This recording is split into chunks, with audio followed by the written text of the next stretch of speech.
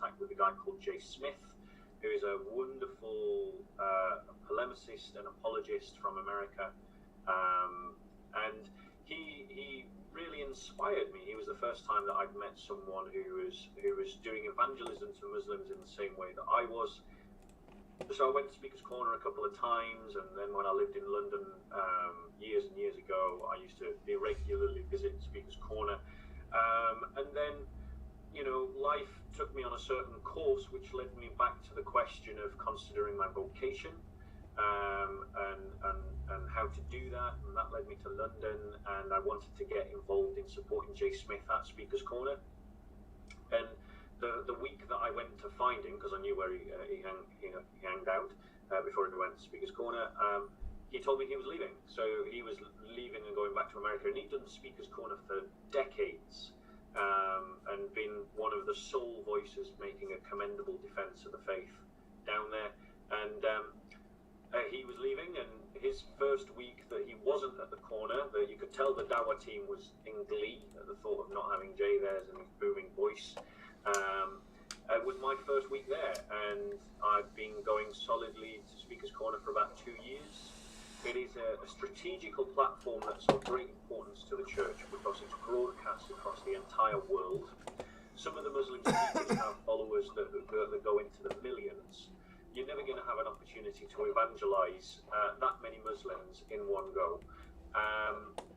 Or that many people in one go. It's a fantastic opportunity. It does speak to a certain kind of person, the person who weighs truth by which person seems to win the argument, which is not necessarily the best way of weighing what is true. But it does speak to that kind of person. And it's a platform I recognize the strategic importance of, and you know, it's one that the church needs to. So that's why I go there, and you know, I go there to basically to evangelize the Christian faith and to stand against those that are opponents to the Christian faith. And it just so happens, because of the demographics of Speaker's Corner and the demographics around Speaker's Corner, that tends to be Muslims, who I have a love and a passion for anyway, because I became a Christian because of a Muslim, and I have done lots of evangelism amongst Muslims my whole life. And it's something that I care very greatly for them as a people. I want them to know the truth of our Lord, to be his disciples like I want everyone else to be, and I feel that God has placed that calling and that desire on my heart. I hope that, yeah, as a basic intro. That's interesting. Just two questions before we get into the other stuff. Just out of curiosity, did you have any training in philosophy, or is your training mainly under Jay Smith as an apologist? I'm not trying to put you on the spot. I'm just curious if you not did you study rhetoric and debate, or did you just focus on apologetics? I think everything that I do in terms of debate is something that I've just done through experience. Like you'll often hear me talk about the Dawa team using a script. And the reason why I describe it as a script is because invariably Muslims say the same arguments the same way over and over and over and over and over and over again. And when you've been around that circuit a number of times, you kind of know what's going to be said before it's said, and you develop responses to that. And you also pick up, like, you know, little tactics of rhetoric and stuff like that. But no, I've not had any formal training. I did study in my first year at university philosophy. But I went on to specialise in religious studies, as I felt that was more important. I also studied physics in my first year as well. And philosophy, obviously, the study of philosophy obviously introduces you to argumentation and the idea of constructing an argument, but I've not had particularly formal training now. Yeah, well, actually, just being in the sphere of debating and doing that a lot is really how you get good at debating. I mean, that's the way. Yeah. I mean, we started when I was in college. We would go out on campus and we would debate the atheists, we would debate the Buddhists, we would debate all the different groups that we found on campus that were willing to do debates. And so just doing that constantly, going to coffee shops, going to atheist events, and having the debates is really the best way to learn to debate and to get good at it. Because like you said, it's kind of the same with atheism. You'll notice that you hear the same kind of rehashed things over and over and over. So a lot of times people ask me, do you get nervous before you debate an atheist? No, and it's not because of, oh, I've got such a high IQ, and it's not anything like that. The reason I'm not nervous about it is because I already know all of the limited number of iterations of the atheist argument that I'm going to hear. And, by the way, it's funny you said that about an Islamic apologist or guy getting you into Christianity. There was a Jehovah's Witness girl that I knew when I was about 18, and I was new to Christianity. I was new to reading the Bible. I just read the Beatitudes at the time, and I met this Jehovah's Witness girl, and she was really intent on bringing me into the Jehovah's Witnesses. So she sent me all these texts. She's like, how do you respond to this verse that shows that Jesus is a creature? And so that actually kicked me off into apologetics, was another, sort of anti-Trinitarian group. So that's encountering challenges are actually good ways to, iron the Absolutely. stage on Absolutely, and I think Christians, if there's any Christian out there who's thinking about, how do I get good at this? The answer is start doing it. And have the humility to learn from your mistakes and to learn. Like I'll often sit there and I'll listen to presentations by others and noting down good arguments as I hear them and imagining how I might then use them in argument myself. In what circumstance might I use a particular line of argument? And it's just a case of study, practice, failure, study, practice, success, study, practice, failure, study, practice, success. And this process refines you in terms of your ability to do it. But evangelism is one of the callings of our Lord, and it's something that we have to do. And there are different styles of evangelism. Me and you go for the more direct academic debate, confrontational style of evangelism. It won't speak to everybody, but it speaks to some. But most importantly, the kind of style of debate that you and I do is the kind of thing that influences cultures. It's the kind of debate that can influence decision makers. The kind of debate that can influence people in authority.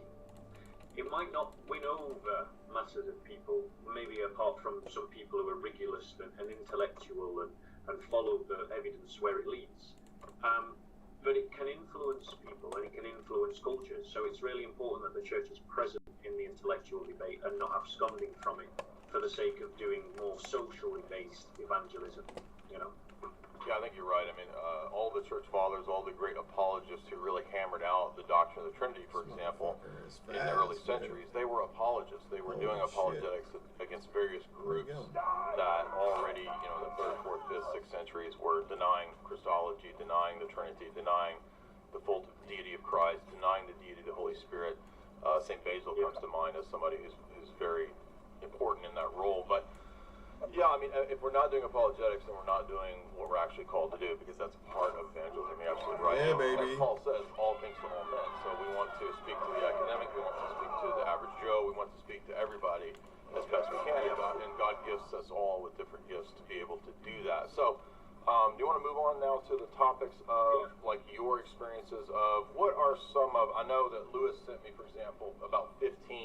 I've encountered some of these, but you have had way more experience debating people in the realm of Islam, and I've only had a limited experience with this. I've had one debate with Paul, and then I've had 4 or 5 debates with people in my Discord who had various views on Islam. I never could get the exact view of Islam. So my first question to you before we launch into those texts is that, so in my limited experience of debating Muslims, when I bring up the topic of the Trinity or divine simplicity, I actually have gotten 5 different views just from 5 different random Islamic debaters. Is that the norm with you? Do you find that they when you get to really, I know you talked about them sort of running on a script, but when you get really precise on certain things, I've not been able to nail down exactly what the Islamic view of divine simplicity is, or this doctrine is. It seems to sort of morph and transform based on who you're talking to. My experience of debating with Muslims at the corner is that depending on who they're talking to, the same person will wax on what they understand about the Trinity, and a perfect example of that would be Hashim, who actually is quite erudite and educated about what Christian doctrine is, but sometimes he will feign a level of ignorance that he doesn't actually have about the Trinity. because it will help him to make a point. So you'll often hear Muslims, the same Muslims, say to a Christian like myself, when they're surrounded by a more erudite audience, that they know the Christians believe in one God, but then say that there are issues with that concept of their belief in one God. But if they're speaking to someone who's a bit more of a pushover and a bit more ignorant, and they can feel that, they'll just say, well, you Christians believe in three gods. And it's kind of like, depending on who they're talking to, they actually change what they say in terms of their critique. And I've seen that very clearly with people like Shamsi and Hashim and others. There's no consistency in their intellectual critique of the Christian faith. You know, they'll on the one hand they'll say that Christians believe in three gods, but then on the next hand, depending on who they're talking to, they'll say, we know that you Christians believe in one God. So it's kind of like they can't seem to make their mind up what we believe.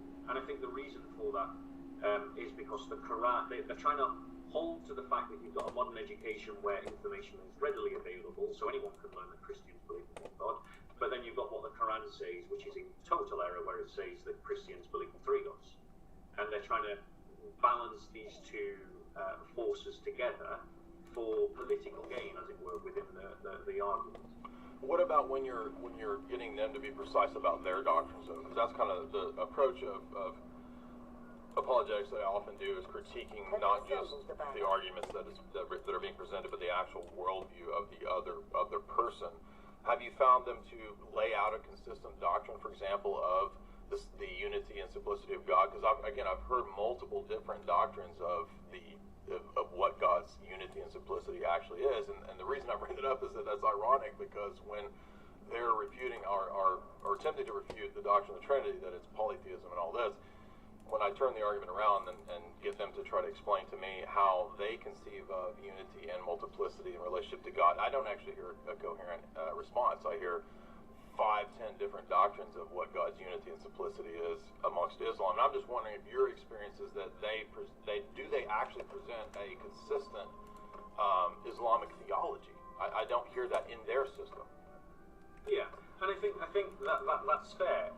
But you've got to understand, Jay, there's very few people that would tentatively try to engage with with Muslims on their own theology.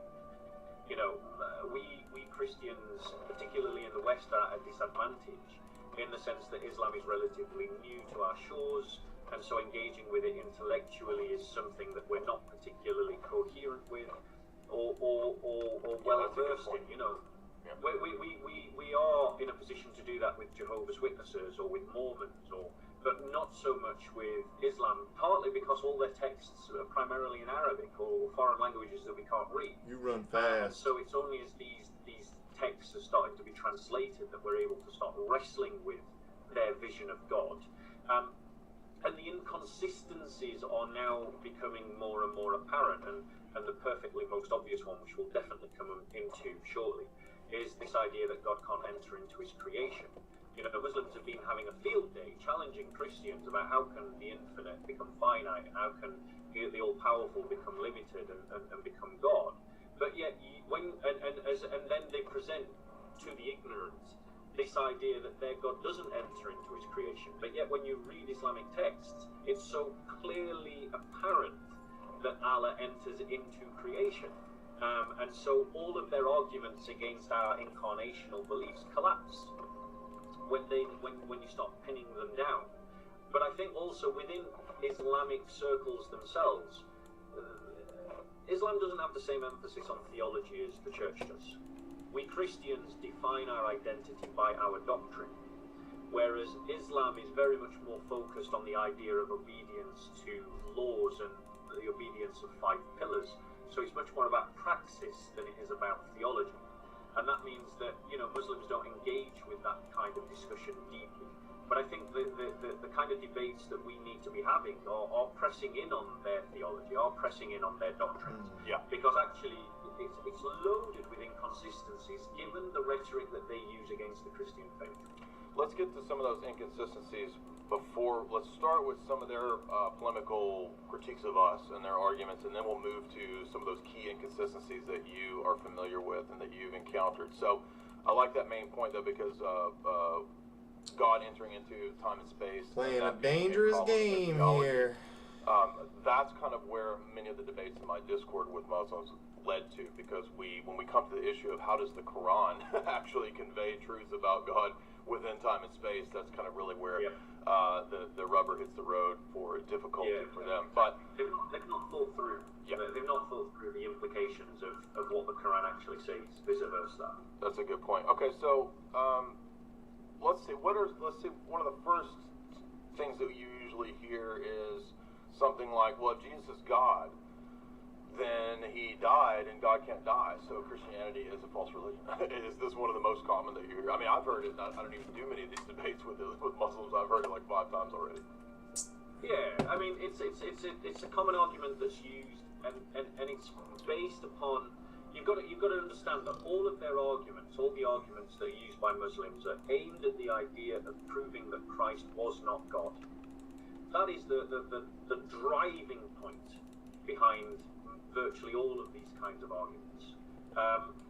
Hey there, pal. So they're denying the incarnation. So deserters are better than armies. Fundamentally, it's because they are not engaging. You're more likely to get good stuff from these guys than from this kind of argument is being made, and they are unwilling to engage with that. So, for example, and I want this not to be sort of me doing a seminar, but to us to have a discussion, because I know that you have a lot of very interesting philosophical angles that you can bring to these kind of conversations. So I want this to be a bit of a ping pong, really, to look at how, silly some of these arguments are, and thus while you're talking, it allows me to find some of the passages that I'm looking for. Okay, well, yeah, I would say my response to this would be this is a misunderstanding of what our doctrine of Christ is. So we believe that Christ possesses 2 natures. So he's always possessed that divine nature from all eternity because he's a divine person or divine hypostasis. So these kind of confusing terms that we use are there for a reason. So terms like hypostasis, terms like ousia or nature in the Greek and that are actually used in the New Testament, they for us are the models of how we understand these doctrines. So Christ, when he became incarnate, he was the second person of the Godhead from all eternity with a fully divine nature. And when he assumed human nature, he never destroyed or lost his divinity. He didn't destroy or lose the full humanity. He possesses both of those natures in perfect union. And they're not destroyed, they're not absolved, they're not melded. They're always in union and yet always still retaining, as we say, their created natural properties. And so when we speak of the death of Christ, there's one of our great theologians, St. John Damascus, has a great section in Book 3 of the Exposition of the Orthodox Faith where he talks about the death of Christ pertaining to his human nature. So Christ absolutely did undergo death in his humanity. And so his body his soul was severed from his body in that death. But his divine nature remains and always remained impassible, and that means unchangeable, unalterable. So the divinity underwent no change. God himself cannot change. He cannot be altered. He can't be destroyed. He can't die. But so when you see in the Church Fathers or even in Scripture at times, there's phraseology that we use that's called appropriation. One of our other great theologians, St. Cyril of Alexandria, called this the communication of properties. And what this means is that anything that's true of one of Christ's natures, such as eating, drinking, dying, that's true of his humanity, can also be spoken of the whole Christ, right? So walking on water, changing water into wine, that is, somebody came to my door. Sorry.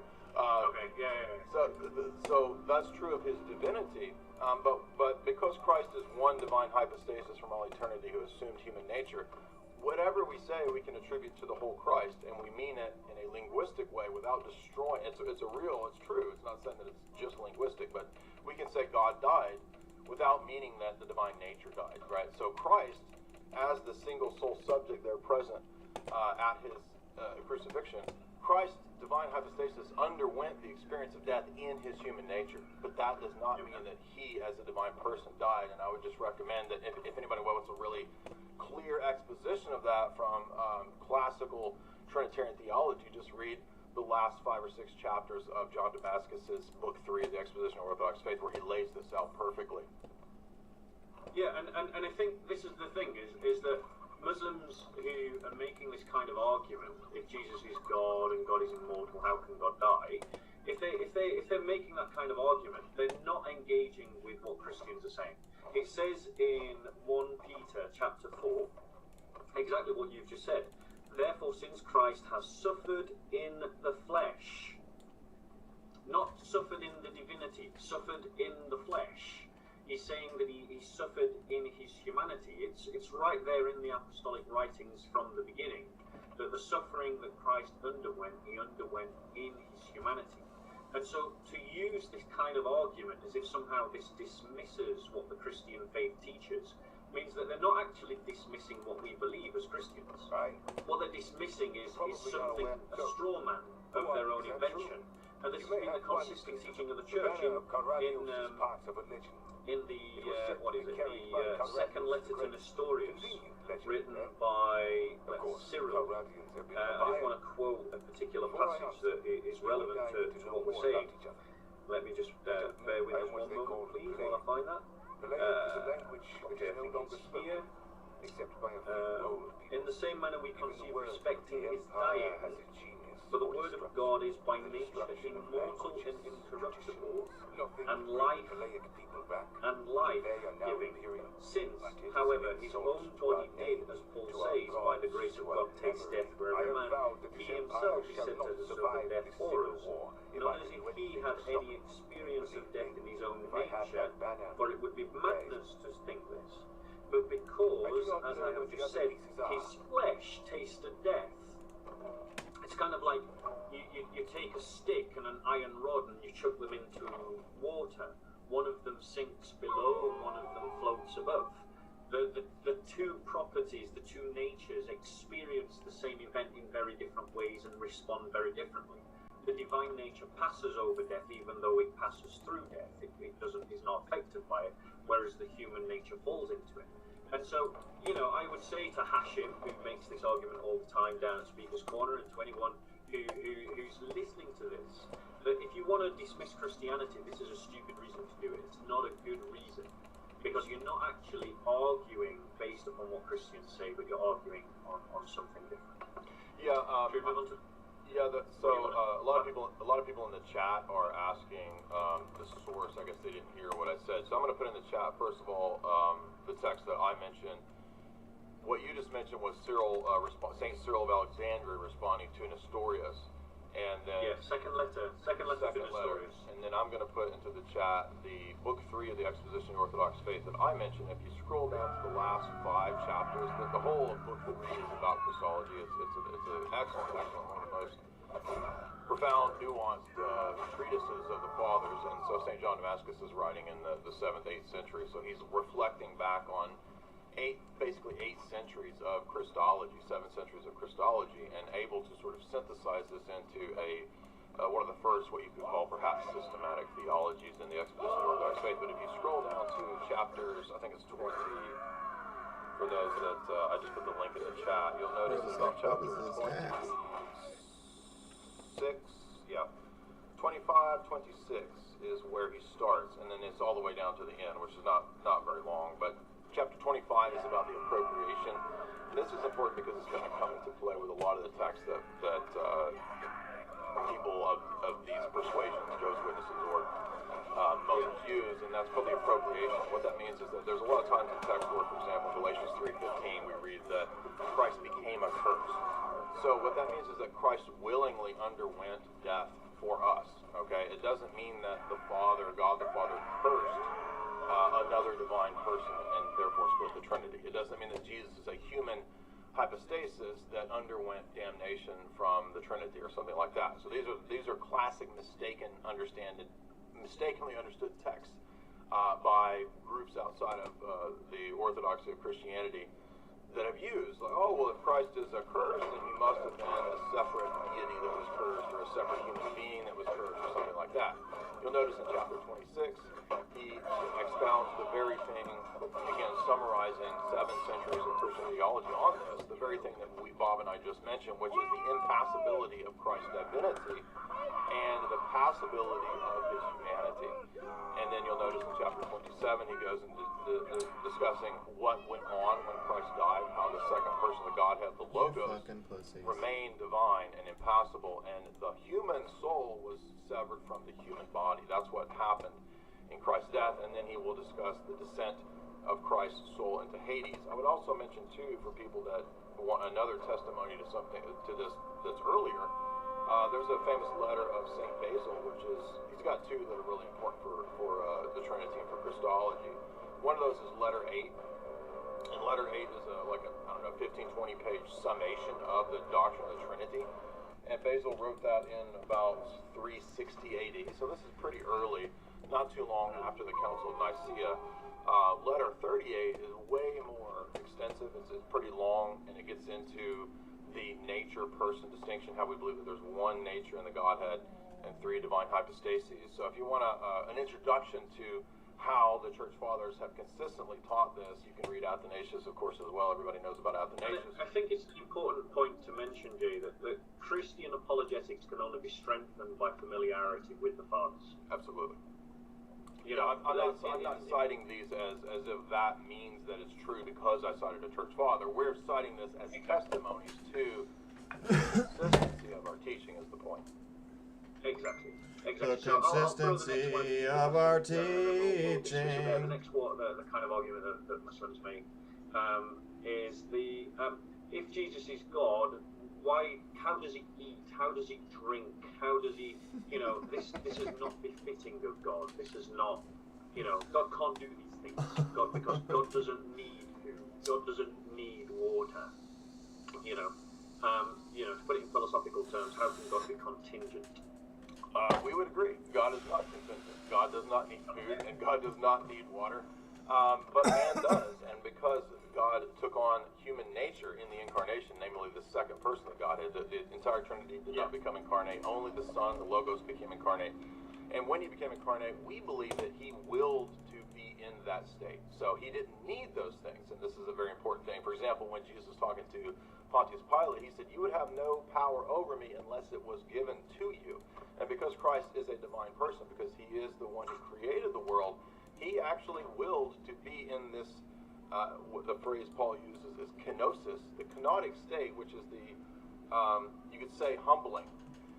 Jesus chose and willed to humble himself to come into our lowly state. In the form of a slave. That his life was forced from him, that it was taken from him. He didn't know what to do. Oh, I'm doubting, I'm scared.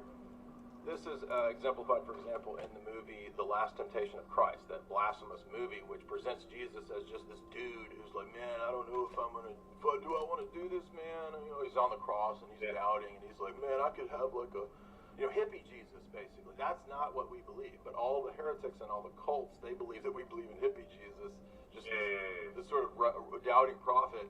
But no, we believe that he's a divine person. So you're correct that Muslim, that we would agree that God, in terms of his divinity, is impassible. He's unchanging. He's eternal. But he has the ability to enter into time and space and to undergo our weakness for the sake of deification, for the sake of saving us and moving us out of that state and into eternal life. And that's the whole point. And he undergoes and he bears this suffering, he bears this contingency in a contingent state of humanity. It's correct. The human nature that needs the food. It's the human nature. Right. We don't say that his divinity needed that food. We say exactly. And so again, the problem that where Muslims are picking up on this, the reason why they find this idea offensive is because they don't believe that it befits the dignity of God to do these things. They think that somehow that it is an insult to God's dignity as God that he should become these things. And I think that what that drives at is a very different vision of God. Because the vision of God within Islam is a God of power, a God of authority, a God of might, a royal ruler, as it were. Who it's not fitting that he should dwell with his underlings, that he should tabernacle with his creation. His creation is below him, is beneath him. It's about his royal dignity being insulted. Whereas I would say to all the Muslims who are maybe listening to this, that we're not inviting you to believe in your God, we're inviting you to believe in a different God. And the fundamental attribute of the God that we believe in is a God of love. And love is that thing that drives God, as it were, to become man, to take on the fullness of human nature.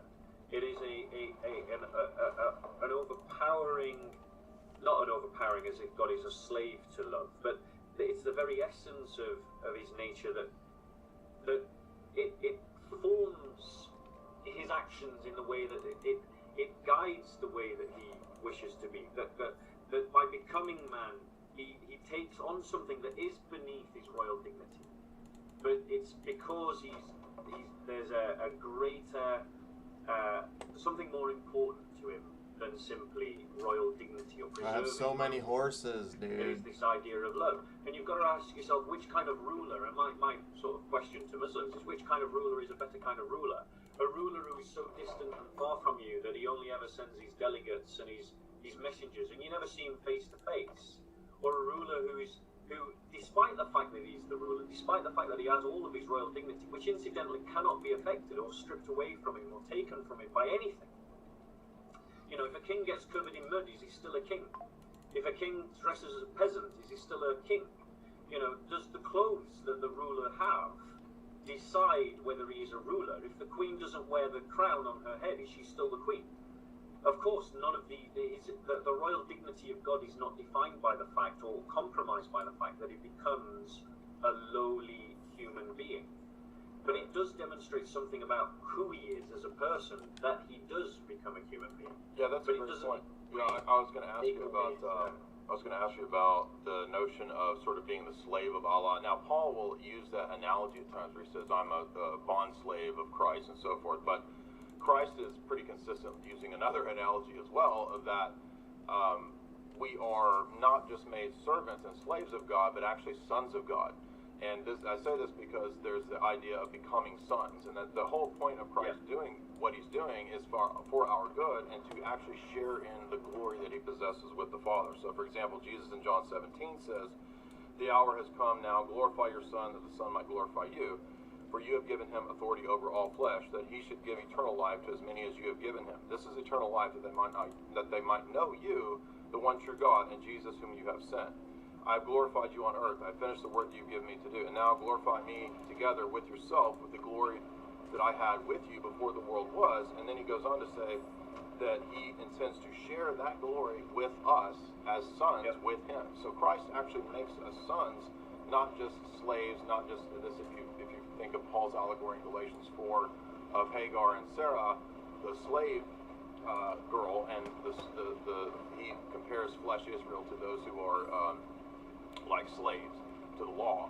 And he's saying that no, Christ actually came to make us heirs of the promise, to make us sons of God. So the whole point of this kenosis, this humbling state that Christ undergoes, is not just to die and to pay a debt, but to die and to satisfy eternal justice, you could say, and then to actually raise us to a higher status, what was intended of man in the beginning, so that we might participate in eternal life. And so that's all we mean by, a lot of people are confused by Orthodox theology when you talk about theosis. They'll say, "Oh, you think that you're pagan and you become gods like Aleister Crowley, apotheosis." No. We become, we become participants in eternal life and immortality on the basis of the uncreated grace of God. And then that's what we mean. And this is something, because Muslims go to the passage that you just quoted in John 17, isn't it? Where it says, Christ says, "the only true God." And any Christian who knows the scripture just goes, "Well, keep reading, son."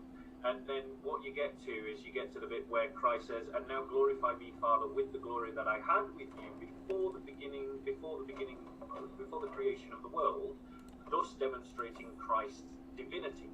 Now, any Muslim who's progressed past, any Muslim apologist or polemicist who's progressed past very basics of "I've got you" on this verse, will then counter to the fact that the Christian points out Christ's pre-existent sharing of eternal glory with the Father by going on and then saying, well, hold on, later in that same passage, it says that Jesus will share that glory with his followers, and thus, therefore, it shows that he isn't God. But actually, what you're saying is get some relation.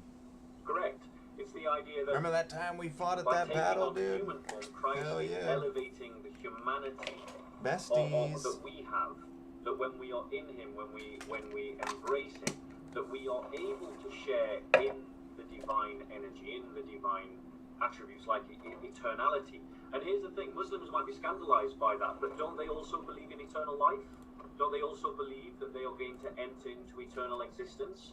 And if that eternal existence is something that is a predicate of God alone, how can they possibly share it? How can they have a hope of eternal existence, except by sharing in something that is the divine attribute of God alone? Yeah, so, absolutely. You know, they've got the same. They've got this scandal within their theology that they're not even aware of because they've never sat down and thought about it. Yeah, I want to add too, real quick. If you want us, we will be reading super chats later on. So if you want to support this chat, this discussion, this channel, you can do that with super chat questions. There's a bit of a scuffle that has emerged in the chat. The answer to this question about, I just want to address this real quick because everybody's sort of obsessed with this. When we say that Christ suffered death in his humanity, that's absolutely orthodox. That's in the creed. You have to believe that his human nature underwent death. So we're not saying that his humanity died and ceased to exist. He underwent the experience of death in his humanity. Read book 3 of St. John Damascus. And then in the resurrection, he's raised put me on my and fucking restored ass, that dude. nature to a higher state. That is the Orthodox doctrine. He did die in his human nature. And so whoever this guy is that's saying that Christ can't die in his humanity is incorrect. ML, you are incorrect. Anyway, so... Yes, he is incorrect. He is incorrect. He says it in Scripture. The Apostolic Fathers teach it, and you know the other thing to bear in mind is that lots of people confuse death with non-existence. Right. It isn't that Christ died and ceased to exist in any state. Christ continued to exist. The Logos continued to exist, but he no longer continued to exist in the state that existed This before. fucking dummy. Right. And that's a point that lots of That's why people we're going so confuse. slow. Now, I'm just thinking, Jay, we're running out of time to get through all of these 15. So what I suggest is, I do. we go ahead. one I pick, and we hammer 2 more, and then we move on to our next topic. So, is there a particular one that you want to have a go at? Yeah, let's see. We got several here. Yeah, here's a good one that comes up, and actually several of these are kind of derivative of this same issue. Why does Jesus say in John 17:3? I'll let you answer, and I'll give you my answer. Why does Jesus say the Father is greater than I, and why does Jesus say I'm ascending to my Father, to my God, and to your God? How does Jesus have a God if he's God? Okay, yeah. So, I mean, if you go to Philippians chapter 2, you already alluded to it. You know the passage that I'm going to quote. Reading from verse 3, Christ, and this is an important thing because it demonstrates that our moral conduct is actually rooted in theological truths. Because Paul is about to make a statement about how we should behave based upon a theological narrative. Do nothing from selfish or empty conceit, but with humility of mind regard one another as more important than yourselves. Do not merely look out for your own personal interests, but also for the interests of others. Have this attitude in yourselves, which was also in Christ Jesus, who, although he existed in the form of God, did not regard equality with God a thing to be grasped, but emptied himself, taking the form of a bondservant and being made in the likeness of men. So when the divine Logos, the divine Logos who shared the glory with the Father before the world was, became a man, he's not going to become an atheist man. He's not going to suddenly deny God's existence, is he? And so when he becomes a man, he takes on the status of a servant, it says, which is the way to interpret all of these statements about I am going to my God and your God. Because in his humanity has also been the person of the Son, because that's a continuous state all the way through both post and pre-incarnation. There is that status in which he is the Son of the Father, but now he is the Son of the Father in human form, and humanity must glorify God. That is what it's all about. That's what the whole purpose of life is, that our humanity glorifies God, and Christ being the perfect man glorifies God the Father, and so he can speak rightfully in his humanity of having my God and your God. He's speaking to human being, he's speaking as a human being. And what was the other passage that you mentioned about the Father being the only true God? Yeah, the Father is greater than I. Yeah, this is a classic one. I mean, the Father is greater than I in the sense that he is taken on a human nature. This is not a statement about. This is not a statement about that his ontology in his divinity is somehow less than the Father's. It is that he is taken on a lower status than the Father. The Scripture is clear that he is taken on the form of a servant, and thus he can rightfully speak as the Father being greater than I. You know, but when you look at these passages, Christ also says things like, "Honor me as you honor the Father." Now, you're a logical thinking person, Jay, and I'm sure many of your audience must be as well, because that's the kind of person you'll attract. Who is the Father? The Father is God. How do you honor God? You honor God with divine worship. You honor God as God. So if Jesus Christ is saying, "Honor me as you honor the Father," what is he saying? He's saying, "Honor me as God." And the worst thing that a Muslim can do is to try to use John to argue against the idea of Christ's divinity, when the whole point of John's Gospel is to demonstrate Christ's divinity.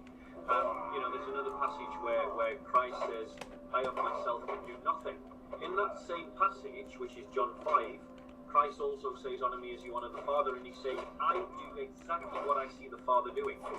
Everything that the Father, what the Father does, I do. If we just go to it, I want to get the exact wording because it is important. It's down. Let's just bear with me 1 second. While I just get there. In John 5, Christ says, "Truly, truly, I say to you, the Son can do nothing of himself unless it is something he sees the Father doing." And Muslims use this as an argument to show that Christ is not God. For whatever the Father does, these things the Son also does in like manner. Now just think about that. Whatever the Father does, the Son also does in like manner. So when the Father creates, what does the Son do? When the Father gives life, what does the Son do? When the Father, exists before the world, or creates the angels, or commands the angels, what does the Son do? You know, and Muslims miss all of this. They're just picking and choosing individual verses out of I missed all three of those. and it demonstrates a lack of sincerity on their part, that they are not engaging with the text. And invariably, when you read just a bit further on, a bit further down, it always compromises their argument. When Christ says that the Father is the only true God, he's speaking to Jews in the context in which they've been dominated by Romans and have just been previously dominated by Greeks, both of which were pagans. So to say that the Father was the only true God is to say that Caesar is not a God, or that Pluto is not a God, or that, Jupiter is not a God. That none of these other gods are God, that the Father alone is God in that context. But that none of the statements that Muslims use ever create the impression that Jesus is just a man.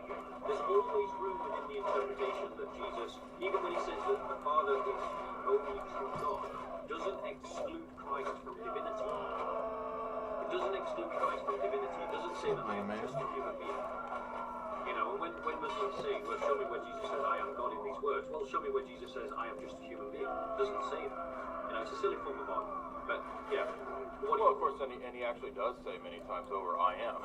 So he actually does. Yes, exactly. I mean, and when you understand that the Old Testament theophanies are actually manifestations of the Logos, then many times over, all throughout the Old Testament, every time God is speaking and saying, "I am the Lord, there is no other," that's actually Jesus. So, but they don't actually understand that, because they don't understand that. They think Jesus is like this new creation, like the Arians thought that he. Well, actually, don't Muslims think that there's some kind of Logos that's related to Jesus or something like this? You would know more about this than Well, they say that Muslims say that Jesus is the creation of Allah, that he created Allah that Allah created Jesus by a word, that Jesus is just a word spoken by Allah. And in their theology, they just think it's the word command be and he became.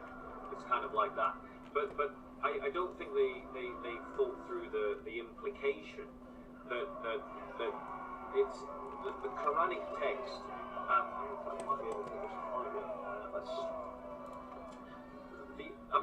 There are some Christians that argue that this actually demonstrates that even in the Quran there is this idea of Christ's divinity, because how can God ever be separated from his word? So if from Allah, well, that word must have eternally been with Allah, you know? Muslims have a complication within the idea that the divine attributes, like the words that we find in the Quran, is an eternal book. But this eternal book, these eternal words that have apparently always existed in the mother of the book, have become now written texts. And so you have a compromising of what is said to be a divine attribute, a divine reality, crossing over the barrier and entering into the contingent world, as it were. But they don't have the same view of Jesus that we do. They think he is just a creation, akin to Adam. Be and it became is their logic. Some Christians argue that because the Quran says that that Jesus is just a word from Allah, that therefore that word is also eternal. And you can make that kind of argument, certainly. The Quran is not without its problems on that. Okay, so I'm sorry, I need to address this again because the chat is being ridiculous. So, Emil, I explained earlier on the communicatio idiomatum. This is St. Cyril's explanation that whatever's true of either natures can be spoken of the whole Christ. That does not mean that when we speak of the death of Christ, that we don't therefore mean that he died in his humanity. The divine nature is impassible. When we say the nature of Christ's human's nature, it's the person of the Logos that underwent death in his human nature. It is the human nature that died. You're committing the Monophysite Theopaschite heresy by saying that the Logos died. That's why St. Cyril explains it as communicatio idiomatum. The Logos died in his humanity. The whole section of Book 3 of John Damascus refutes the basic mistake that you're making. And I'm going to ban you because you keep monopolizing the chat over something that is not the topic that we're discussing. It's a basic Christological mistake that you're making, and you won't listen. That's why I'm going to ban you. Anyway, I'm sorry. So let's move on maybe to the issue of Christian politics. Do you want to move on to that? Because I do actually have a debate with the Kurgan that's coming up here in a little bit. No, you don't agree with what I just said, because what I just said is addressing the mistake that you're making. We have to distinguish nature and person even after Christ is incarnate. He has two natures. He does not die in his divinity. That's why you don't get communicatio idiomatum. Anything that we say of either of the natures is true of the whole Christ. So did God die? Yes, in the sense of his human nature undergoing death. This is a basic mistake that you're making. You're starting to make me mad. So again, you take over. Let's talk about politics. So you take over the next one. So moving on. In terms of Christian politics, let's just do a bit of an introduction, because I've often been perturbed by this thought that we've had prime minister after prime minister and president after president who are professing Christians. And yet the position of the church and the position of the Christian communities continue to get worse. Laws are being passed that are contradictory to a Christian worldview, and these laws are often being passed by Christians or people that profess to be Christians. Now, I try to be charitable, so if someone says that they are a Christian, I don't presume to judge otherwise, unless they give me lots of good reasons to presume otherwise. And I'm often willing to accept that people can think erroneously about politics, despite the fact that they are Christian. So I wondered as to why that is, and I've kind of come to the conclusion that the reason why you can have a prime minister that is willing to pass a law that changes the definition of marriage, or a Christian prime minister that's willing to pass laws in favor of divorce or abortion, or even presidents. I mean, in America, who do similar such things. Like, I think in America, President Obama passed a law that compelled Catholic adoption agencies to hand children over to gay couples, despite the fact that it contradicts our faith. I don't know, you can correct me if that particular factoid is wrong. But why is that? And I've come to the conclusion it's because Christians don't have a political consciousness that is rooted in their faith as a people. and that what Christians need to become conscious of is that because we are a collective, because we are a people known as the church, we are the body of Christ, that means that we have legitimate political interests in society that we have to defend, and that we have to defend our own values, which give rise to our own culture, and that the way that we need to do that is by having a Christian political narrative that is socially conservative, that seeks to defend things like marriage, life, the family, that is concerned with justice, so opposes things like slavery, leaving people in poverty, has a care for the poor, but also have a third element which is particularly unique, which is based upon solidarity with other Christians. The idea of political solidarity with other Christians in whatever they're going through, particularly when the thing that they're going through is because they are a Christian. And that's sort of like what a Christian political narrative looks like. And I think as society continues to change in a way that's unchristian and even aggressive towards Christianity, the need for Cheap Compass is your invitation to start doing cheap things. With more tech, more comfort, and more capability. Here's to more cheap things this year.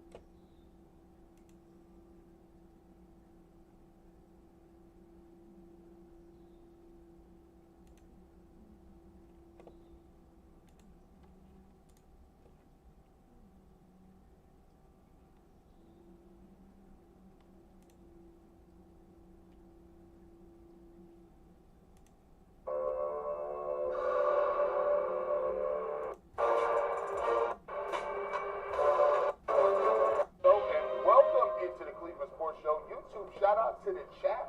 I know you've been missing us. We're glad to have you aboard.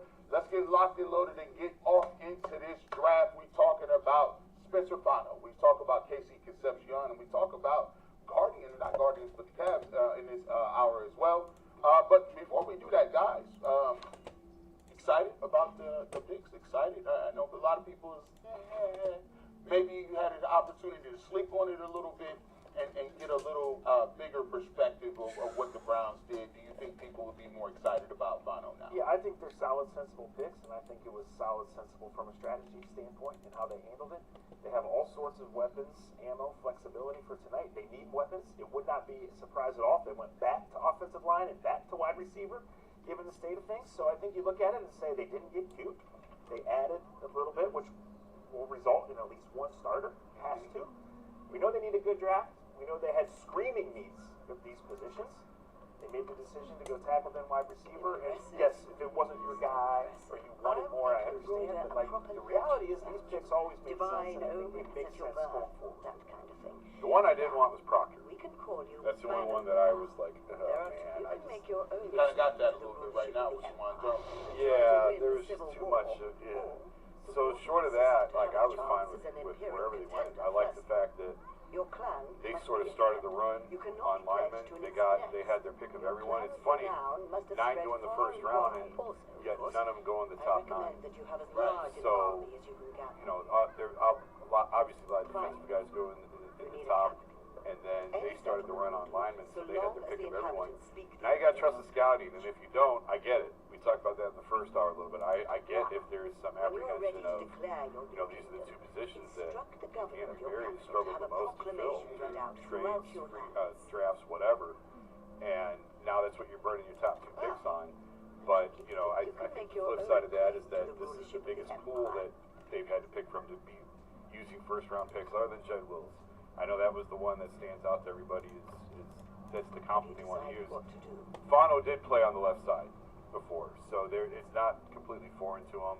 I just think he's a guy who's going to fit somewhere on this offensive line. It's not at left tackle. Eventually, he's going to play left tackle this year, period. And then if they need to move him to another spot elsewhere down the road, that's fine, because there's holes all over this offensive line. So, GG, real quick, because this didn't come up last night. We talked about it real quick, but I did some more research. I have an Imperial City. Fano was a freshman All-American at left tackle right, in the 1 year he played. right. Then Caleb Lomu came in. In the Utah practice world, between the coaching staff, they felt that Fano was able to move to right tackle and have a much more seamless transition than Lomu would have moving from left tackle to right tackle, which is why they shifted him over. It wasn't he got outplayed and outperformed by somebody else. They were trying to get their best 5 linemen on the board. Fano had the athleticism, and he talked about the mental ability to move left to right and changing your feet. And we've talked about the ability to make that switch from left tackle to right tackle, or vice versa. He was able to pick it up more quickly. Both the two got drafted in the first round, so it's not like, oh, he moved over and somebody who wasn't that good slid into his spot. He was a freshman All-American at left tackle, a 2-time All-American at right tackle, and he won the Outland Trophy Award in 2025. Wherever he's been on the offensive line, He's good. he's been an incredible pass protector thus far in his career. Yeah, I think that gets missed a little bit. When you're playing left tackle and you're playing right tackle, basically it's like switching hands. It's like you're on the right side of the line of scrimmage versus the left side of the line of scrimmage, so your kick is different. Your kick slide is different. Your power base and your power anchor leg is different. And so you develop some muscle memory where you can do it and go on the other side, but it's going to feel a little odd. And to be honest, not everybody has the ability to switch like that. I kind of compare it to, can Anthony Davis play center? Sure, but he don't like it. He likes to play power forward because at center there's some other things in the job requirement that is a little more dirty. He has to play with bigger players. It's more of a defensive struggle. Not a struggle, but it takes a lot out of it. So I can see in college programs where in college they do this stuff all the time. They're like, listen, you can shine over here. This guy can only play left tackle. So we would rather have a great player at right tackle who we know can play left tackle rather than vice versa. He's going to struggle over there. And this guy is 21 and knocked out the athletic testing and all of that, all those Andrew Berry traits. But guess what? He was a really good player in 18-19 as a true freshman. Right. And a year ago, everyone looked and really studied the draft and said, this is a first-round tackle. This is the first tackle. So this isn't just some wild projection. Right. This is a guy that it went a certain way, and maybe at the end it wasn't some Joe Thomas, Orlando Pace type grade, right? But it was like, hey, the Browns can move down and get the top tackle on the board, on Dane's board, on James Jeremiah's board. Fit what they need, it makes a lot of sense. Dane nailed both these picks. Dane nailed the trade down. Yeah, I ain't gonna lie, he did. And I think he might have been one of the dudes. Remember we were doing during the season, we were doing pre-draft, and we did a show where they said the Browns got the 64. They actually mocked the Browns getting like a top 3 pick because the season wasn't over yet. And I think they took Cade Klubnik with the 2nd pick, but they took Spencer Fano because he was the top-rated tackle. And so, like you said, he's been listed by all these publications since day one as probably at worst, top 2, top 3 tackles. So just to see his name pull up, I was kind of confused why people didn't understand it. I'm like, well, they've been mentioning him since day one. Yeah. His name has been in the mix. So, and to me, I look at it like this, Jason. It's not the sexiest pick in the world, but if you ask me, did the Browns come away with a person that they plan on starting day one at tackle, and he's going to be penciled in to start, and they say, yeah, I'll take it. The thing I didn't want is, hey, let's get Monroe Freeling, and we'll work him in the mix. We'll work him in maybe by week 7. No. I need my guy to be ready to go. And by all intents and purposes, Zach, you talked to Todd Monken, he believes that this guy is going to play day one early. Right. I mean, they had the guys on the field last week, right? And they know they weren't going to have everybody. It's just orientation. But I think that kind of reaffirmed their philosophical organizational decision.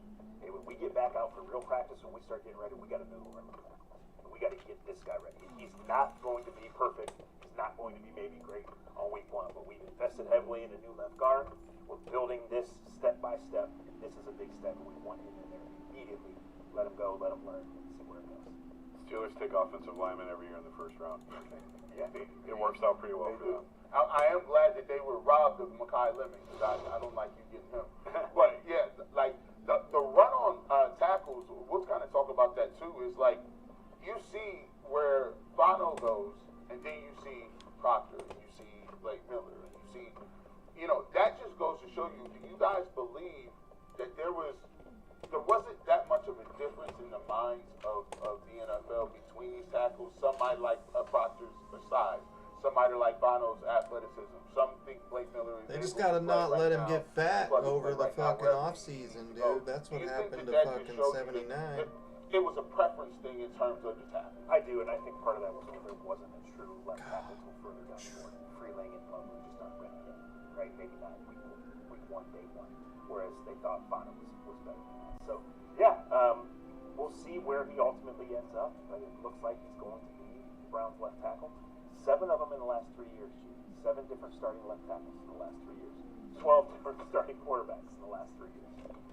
Zach, you said last night when you were on with us, when you called in from Berea, that they came down to Fano and Proctor as the 2 guys they were going to take. Did they ever give any specific as to why they leaned towards Fano and not Proctor? I think he's more polished player, better all-around player. There were real concerns about Proctor's maturity and his weight. Proctor is in phenomenal shape right now, but you heard Dean Jeremiah say last week that last summer he weighed as much as 390. So he's in the 355 range and he can be dominant there. But I think Fano was always a better player. I think Proctor was a better athlete, a better prospect, better clay to mold. And that's why people linked him there. So they were willing to go that route if they had to, because when they made the trade down, they left the door open for 2 teams to potentially trade up or take Fano. Yeah. But they didn't. So they were willing to go there. They were willing to go to Lemon and maybe to Downs. Probably more trade options. But like I said, they were always trading out of 6. And then when the calls came at 9, they were pretty firm. We're not answering these calls anymore. So let's drill down on that. So if Jeremiah Love and Cardinal Tate are still on the board at 6, are you saying the Browns are still targeting Fano and they would have tried to trade that pick? Yes, the Browns had made the decision that they were going to go, barring some crazy circumstances. They valued offensive line and offensive tackle. So I agree. And maybe in that instance, maybe they get more. Maybe they do get more than what they got to move back. But I think they were always going line. So we talked about it. We heard whispers that maybe they thought Cardinal Tate was a good receiver, but didn't blow their socks off. Yes, I think that's entirely accurate. I think they liked him. He's good. He'll help. But he's not maybe in the mold of what a lot of these other Ohio State guys have been. He's not in that elite category. Clearly, other teams disagree.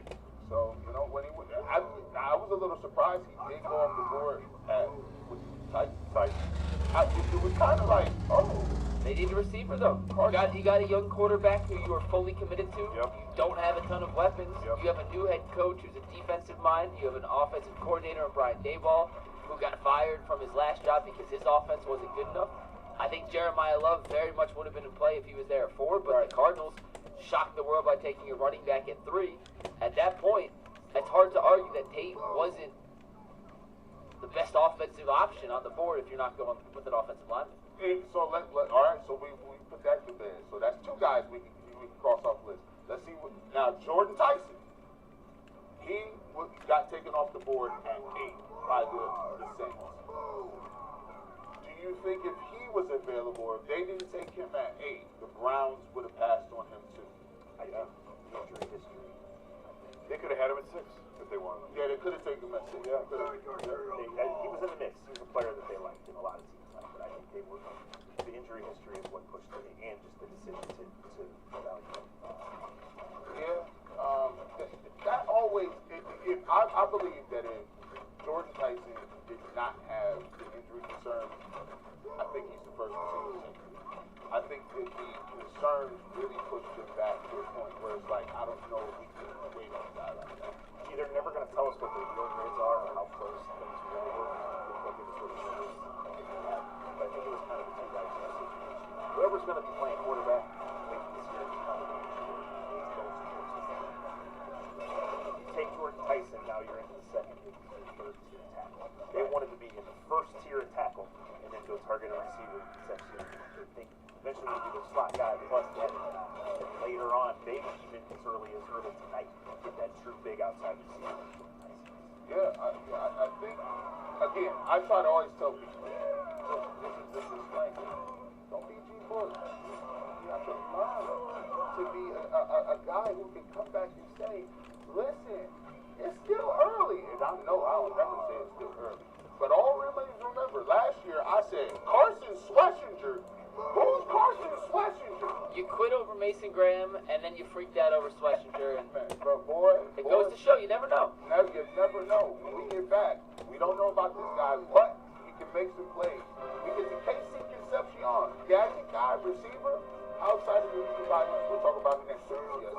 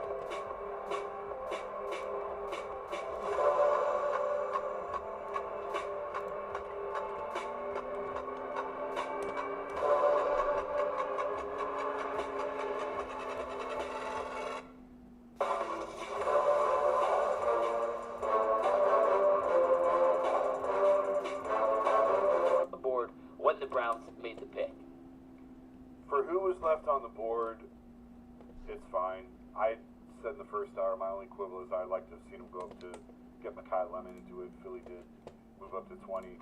It didn't cost Philly a ton to do that. I liked Lemon better. I'm not as concerned over some of the drops after hearing Steve Smith's explanation. I thought it was a great breakdown that he had. Go find it if you haven't seen it yet.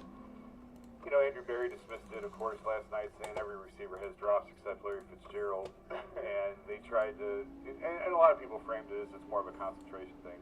Okay, well, I hope you concentrate on Sundays now. Yeah. And we've seen concentration drops around here in the past, and they were absolute backbreakers and drive killers.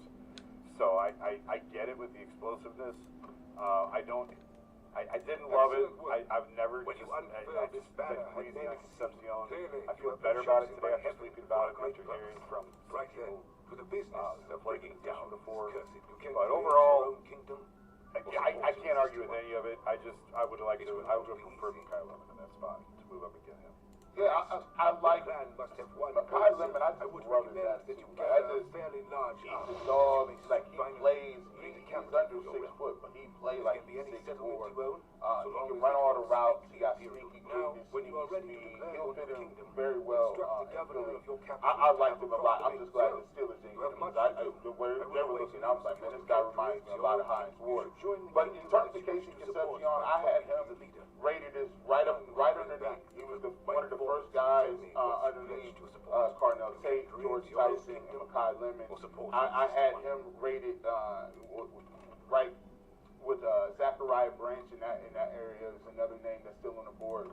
But you can see what he's doing right there. He, since Travis Benjamin, the Browns have not had an electric play maker on offense. He can do this right here. He's gonna. Now you don't got to worry about Gage Larberdan fair catching the football. Can we at least say that? Because every time he went back there, I said, please just fair catch. What about the Malachi Corley end around? Is that still? He's gonna have to work on something else because he's gonna get all of these. Think Ladd McConkey at the University of Georgia where Todd Monken was at, and think of Zay Flowers and the type of ways they got them the football. And I think you've now got a guy where you can say, hey, we can get you the ball out quick, we can get you some RPO stuff, and maybe you can turn a 5-little yard slant into a 30-yard explosive play. He's fast, he's flawed, but he's fast. Yeah, that's what counts the most. So he's a pretty good route runner. When he was a true freshman in NC State, they threw him the ball every time. It was crazy. So you're on YouTube now, you're watching the show you should be watching. As soon as we're done, go Google 2023 Casey Concepcion. And they ran into some running back trouble that year, and guess what they did? They just started pitching him the ball. Like, this is 18, 19 years old, right? So he's electric. The Browns need that. The offensive line remake is 70 to 90% done. The wide receiver remake is just beginning, right? And gee, the last thing I wrote after months and months of this stuff, the last thing I wrote for Wednesday, or maybe Thursday, I don't know what month it is, right? At this point, was like a little point counterpoint. Should the Browns trade down? Should they do this? And the point was, hey, they have a screaming need at wide receiver, and the counterpoint was, well, there really isn't one. Like, they have a screaming need at wide receiver. So they're going to draft at least one more. But they long felt that Concepcion was a good start, and that's because of his explosiveness. Yeah, you look at it, the drop tour thing, let's be clear, like, it is a little alarming, sure. I think it also compounds the fact that people are pushing back a little bit because you do have a guy like Jerry Jeudy who you don't necessarily can count on when you need him. I go back into the game against the Cincinnati Bengals the first week. Or I think it was his first. That was week 1 right there. Those 2 interceptions were on drop passes. That was on drop passes, hit him right in. And then it was a 4th down play, which Joe Flacco hit him right in his hands. And that was a bit of conversion inside the red zone. He dropped that. The throw against the Bears should have been a touchdown. That's an interception. So these are things that, we kind of already got one of those guys. I always say, in the receiver room, you can deal with a couple of headaches. And guys, you can deal with one, but you can't have 2. But all intents and purposes, I think that they'll utilize him in a different way than just putting him outside. Because I don't think he's ready to just say, hey, go out there and beat this dude one-on-one. I don't think that's a thing. But I do think that Todd Monken is creative enough to get him the football another way. Listen, Malachi Corley showed up here last year, and he was a professional, and he earned his chances, and they needed him. Right? If they're even mostly right about Casey Concepcion, then what you're going to see right away is that why Isaiah Bond and Malachi Corley are just borderline NFL players, and this guy is a true NFL talent. Yeah, and plus, look, if you can get something, I will say this, at the end of the year, the Cleveland Browns was splitting Harold Fanning Jr. out to the outside, working him on corners, because they didn't have anybody else to throw the ball to. They completely couldn't trust him with Jerry Jeudy was doing at the time. Guys were not open. And now you can at least say, hey, I got Isaiah Bond over there. He's really fast going that way. Casey Concepcion is really fast going that way. And by the way, you still have to deal with Harold Fanning Jr. if he catches the ball beneath the sticks because he's going to be a load to bring down in the open field. So at least you have options now, something to look forward to other than, hey, let's see if, no disrespect to, well, my tight end, what's his name? I don't had a brain for it, but Njoku. Oh. Yeah. He's still on Sunday. Yeah. You're not looking at Njoku, lumbering down the field. So you got some options here. Got some options right there. Couple things on Concepcion, by the way, just as I was doing some extra research this morning. He played 61% of his snaps this most recent season from the outside, 37% from the slot. You talk about the concentration drops. He was also 10 of 15 on contested catches in 2025. I like that. 67% is in the higher echelon. That's in like the 80th percentile. And if you watch any of these highlights, and if you want to play any more of these highlights, you can see he averages good explosiveness. I had a stat earlier, it said 3.8 yak per reception. That wasn't yards after catch, that's yards after contact. It's just too many characters to put on. So it's a guy that, even though he's not big, breaks a ton of tackles, is really good in open space, and adds a level of dynamics, explosiveness, yes, into this offense that they frankly were lacking.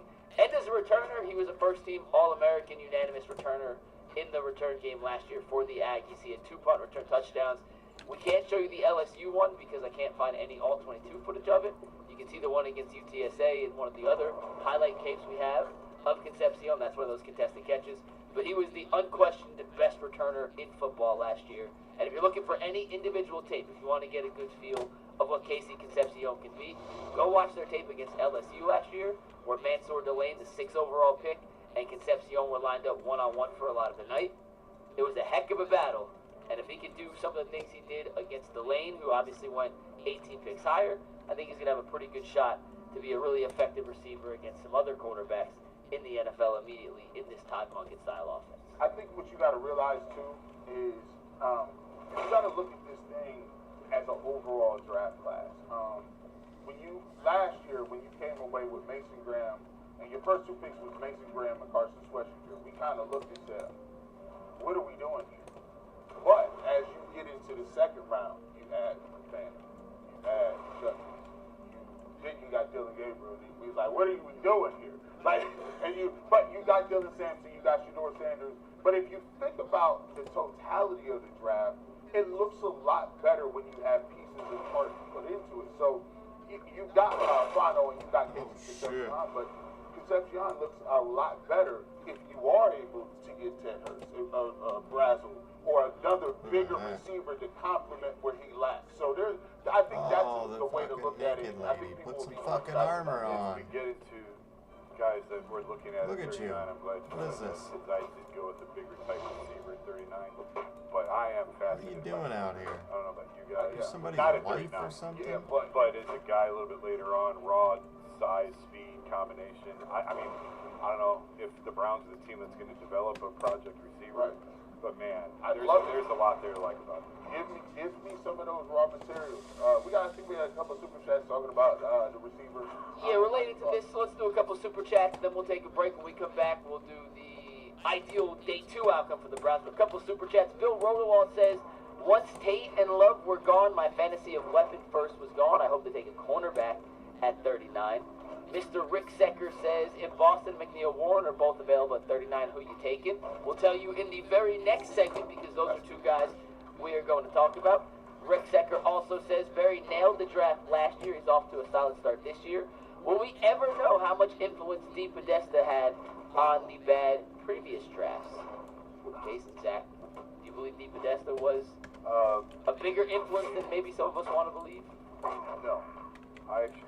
Maybe you just What's going on here? Bridger Rowley does a terrific job for us at MLB at the Athletic, and she actually sat down with people looking at on him, and she went back and talked to some Browns people, which I found it fascinating, and it gets into a little bit about his role here and what he did to some of the procedures that he put in place that were helpful, and I don't think he was very honest. Like, when you guys knew nothing about football. Gotta get my shield. And I don't think that he has much influence over personnel decisions as sometimes they have been led to believe. But, I mean, the Browns were just never honest. They were just never transparent with what he was actually doing here, which led to a lot of that stuff. Yeah, I think it comes down to framing and wording. Do I think he was sitting in the room arguing with people and overruling them? Impact that way? No. Do I think his systems were and are still in place? But I think his group implemented some things that drives the Browns looking at certain positions, acknowledging certain traits. When we talk about these numbers in terms of age and athletic scores, that they only draft those guys. I think that's really good. I think time to tell. At the end of the day, the Browns will turn the page. I think Andrew Berry is going to be judged on what's happening right now. And I think, too, you started off solid this round. You got to finish the breakfast, though. These other guys, you need to still have hits. And like I said, I need to see 3 starters from this, especially the 2 that they got in the first round. I need to see those 3 starters. A couple more real quick before we head to break. Dawson Lowe says, good people get tackle, check. Dog receiver, check. Future assets, check. JB Hoop says, watching those KC highlights, I think it's a more explosive Romeo Dobbs. And Kobe Park says, I'm a daily listener, diehard Browns fan from Toronto, so I'm also a massive Raptors fan. Last night was much needed. The way you guys have been talking about us, I'll be at Game 4. And then Blue Jays versus Guardians, rooting for the Guardians. So that's a heck of a weekend here for Kobe Parkinson. We'll be back in 2 minutes, and we'll give you the perfect, the ideal Day 2 outcome for the Browns with a lot of really talented players still on the board. UCSS returns in 2 minutes.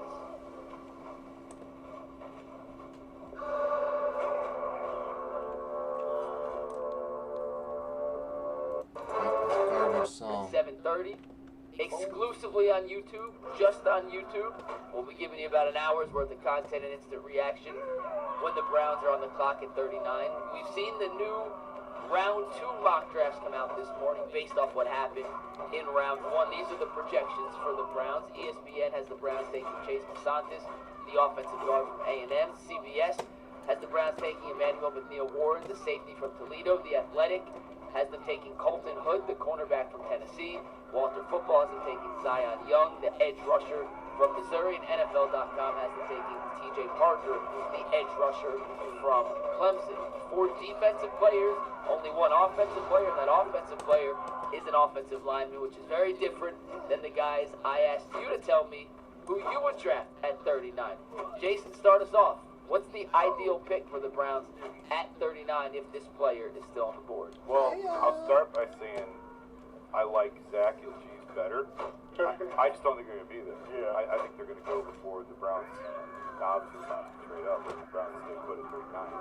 I don't think either guy that they chose is going to be there. And I texted Zach last night and said, would I be diabolical if I go defensive tackle at 39? Because I think that's a spot you just keep reinforcing the lines, keep reinforcing with James Down from Ohio State. So I did consider that, but ultimately I went with Chris Bell, the receiver from Louisville, who would have been a first-round pick, blew out his knee, ACL in November, so of course we're a little bit concerned about there. I just love his size. He's 6'2", 220. He's the big frame receiver that we've been talking about that they need. I think he slots in really well when he's healthy. I don't know that it's 100% that he's going to be ready for training camp, but he's not going to be there when the Browns are in the clock. So I do think he goes somewhere in the 2nd round tonight. Maybe because of the knee, he falls farther than I thought that he would. But in terms of 2nd round guys, I really like Bell because of his size and combination. He's just a really my turn to run away. Fuck. Really sort of does it. Chris Bell, to me, me and Tyler doing our breakdown. Chris Bell, nice block. Miami, just in time. The best tape of his receiver. I mean, he dominated. You go back and watch the Miami do this playoff run. They played Ohio State. They played Indiana. They dominated up front and in the secondary. And Chris Bell really got loose on that last year. I like him. He's fast, he's strong. Unfortunately, tore his ACL, so we'll see where he comes off. The track record with these guys Get off the homies. Is that because the Browns liked him? It's because he was that fit. Yeah, because he was that. And when you look at his profile, it fits over. But he was awesome. Yeah, I stayed receiver. I gave him a plethora of guys, but I'm gonna go with a guy that we talked about first, and it's Chris Bradley. Take a look at him from Tennessee. He's big, he's fast. The only thing that scares me is you know how these Tennessee receivers be demanded out. We already got one here. What's the other guy? McNuggets knows all too well. The receiver they drafted for the Giants. I love him. Jalen Hyatt. Jalen Hyatt, he was a monster in college. You know, they run this wide spillage thing, and they got guys out, and they manufacture so much space. But one thing about this guy, he's long, he's lanky, he's tall. He can get down the field. I think he ran in the 4.3s, which really surprised me. And if you don't get him, I like the guy named Jerry Bernard out of Alabama, and then Zachariah Branch, who got in a little bit of trouble. He's another speed guy out of University of Georgia, but he transferred from USC. And the Kobe Lane is another big guy from USC. I think he's more of a 4th, 5th round type guy. But there's guys that are littered there that can really help you out at your wide receiver position. Razzle, you look at Cedric Tillman and say you're not afraid of another No, that's why you think I was apprehensive because, but the only thing that gets me with Razzle is he's way faster than Cedric Tillman. But it is a knock. It's a solid knock when it's a knock. I got a question on Brazel real quick. It feels like the evaluations on him vary drastically. I've seen him as high as the 2nd best receiver in this class, ahead of Jordan Tyson and Mekhi Lemon. I've seen him as low as like 17 on certain people's boards. And it feels like that middle grouping of receivers, it all comes down to personal preference. There's not really this guy's for sure number 5, this guy's for sure 6, 7. It's all kind of personal preference. What makes him such a weird evaluation where you think some teams are just way higher on a guy like that versus other teams who say, nah, it doesn't really fit what we're looking for? Because they do things to manufacture yards in Tennessee. Like, you know, they use the split system so that he's basically lined up on the sideline. 95% of the time, same position. Same position. So it's like, do you understand route combinations? Do you understand where you need to be in certain zones and sit down? Can you get off certain coverage? Do you know how to? It's a lot of nuance that you come in behind. So say, for instance, you got an Ohio State receiver. They know how to run the whole route tree. They're going to run. You get an Ohio State receiver, throw them in the game, they're ready to go. With Tennessee, there's a little bit of teaching involved. And even, hey, can you get off coverage in certain coverages guys are trying to do in the NFL? So I think that's why it's such a wide variety in the opinion. You go outside receiver and you go outside receiver. I think we did this with the assumption that Denzel Boston probably will be gone. We know his dad is David Boston. Yeah. I thought you were going Denzel Boston. I thought he was going to be gone. Yeah. I think he's the first player off the board. Like when they turn the TV on, Denzel Boston's going. Yeah, very very similar body types there, and obviously a known commodity because he did it in Washington. We know who his father is. I'm going to a lesser known place, and I'm going to the other side of the ball. Emmanuel McNeil Warren from Toledo, graded as a first rounder by a lot of people. This dude looks like an NBA player. Like he's built, long, skinny, 6'4", and he didn't test great, but he is all over the place. And I know it was the MAC. Well, guess what the Browns did on the second day last year? They went to Northwest Ohio. They found a guy who's far from a finished product, and that guy is way better than anybody thought right away. So it's different positions, but Emmanuel McNeil Warren is an interesting kid. He's from Florida. He's part of this Toledo pipeline. 2 years ago, they had a first rounder. He was borderline first round. If he's still there at 39, I know the Browns are interested. The fact that when you watch him, he moves around with the physicality of a linebacker, but still has great ball skills. He's 6'4". Like I watched him out at Toledo, and the first thing you look at is who is this kid back there with this single digit on with the locks? I said he looks like. I'm like, why? How did y'all get him? Why is he not playing at Florida or Florida State? He is that good. So I thought this guy right here, I think either him or Denzel Boston will be one of the first names that people are taking. I think guys would literally trade up later on in the second round to get this guy because I think he's that good of a safety. Yeah, I think what are the Raiders? 36, Mike. That is to watch. If he gets past 36, I got a good chance at the Browns game. I'm not sure. Yeah, so this is the order for tonight. The San Francisco 49ers had the 33rd pick after their trade last night. Yep. The Cardinals are at 34. The Bills, after their trade, are at 35. Then you have the Raiders at 36, Giants at 37, Texans at 38, and then the Browns pick at number 39. Am I crazy for saying D tackle at 39? Well, I mean, they value. Caden McDonald's still there. What's that? But Caden McDonald's not the type of tackle that they're Stumped there. They keep investing in D tackle. Now I would say I expect to see them draft a defensive end. I think they TJ Parker is a very interesting guy as well. I was disappointed with Clemson. There are a couple good edges left, by the way. Clemson should have had Woods win in the first round, but Clemson is loaded with 5-star type talent, speed everywhere. It's just disappointing, including Kate Klubnik and everybody. But when you look at their roster, they got blue chip guys that can move around. I just disappointed in how their season really kind of turned out. But there's some edge rushers that's still available, and I do think that they may take one of those. I'm on the ESPN best available. Some of the edge rushers still on the board. Zion Young from Missouri, Cassius Howell, who was the SEC Defensive Player of the Year, Gabe Yakis from Illinois, TJ Parker, Derek Moore, and R. Mason Thomas were all guys that at some point in the process were talked about as at least potential for, not necessarily guaranteed locks, and obviously they didn't go top round, but guys who could be in the late first round mix who are still on the board here at the top of round 2. I think if you look at tonight, I think it's the best available in one spot, an edge rusher in one spot, and a wide receiver. Do you think that they'll find? Do you think some of the corners? I'm not sure. I would have to check with Tyvus. Which one of these guys do you think is a better slotted guy to play in the slot? Because there is some good names on the board, like Hood. Is still on the Jermod McCoy. Pons is a slot. Now that's dangerous because that'd be Tyvus' guy would never hear the end of it. Right. And I like him a lot. Like I really kind of think he's a really good player. And Andrew Berry, the one thing we can say he does well, he finds corners. Yeah. The Tyson Campbell move turned out to be it's a great trade. He looks like a specimen out there. Like he does do that at a very high rate. So Pons is a guy who you can get him and put him in a slot. Don't get it tricked. Don't get it twisted. I think the Browns are always looking to keep the defense where it's at, which is being upper level and elite in the league. So I think they'll target a corner too. He is very small to go in the top 40, but he was awesome last year. His tape is, I was looking around. He played Ohio State, and there wasn't that many people open.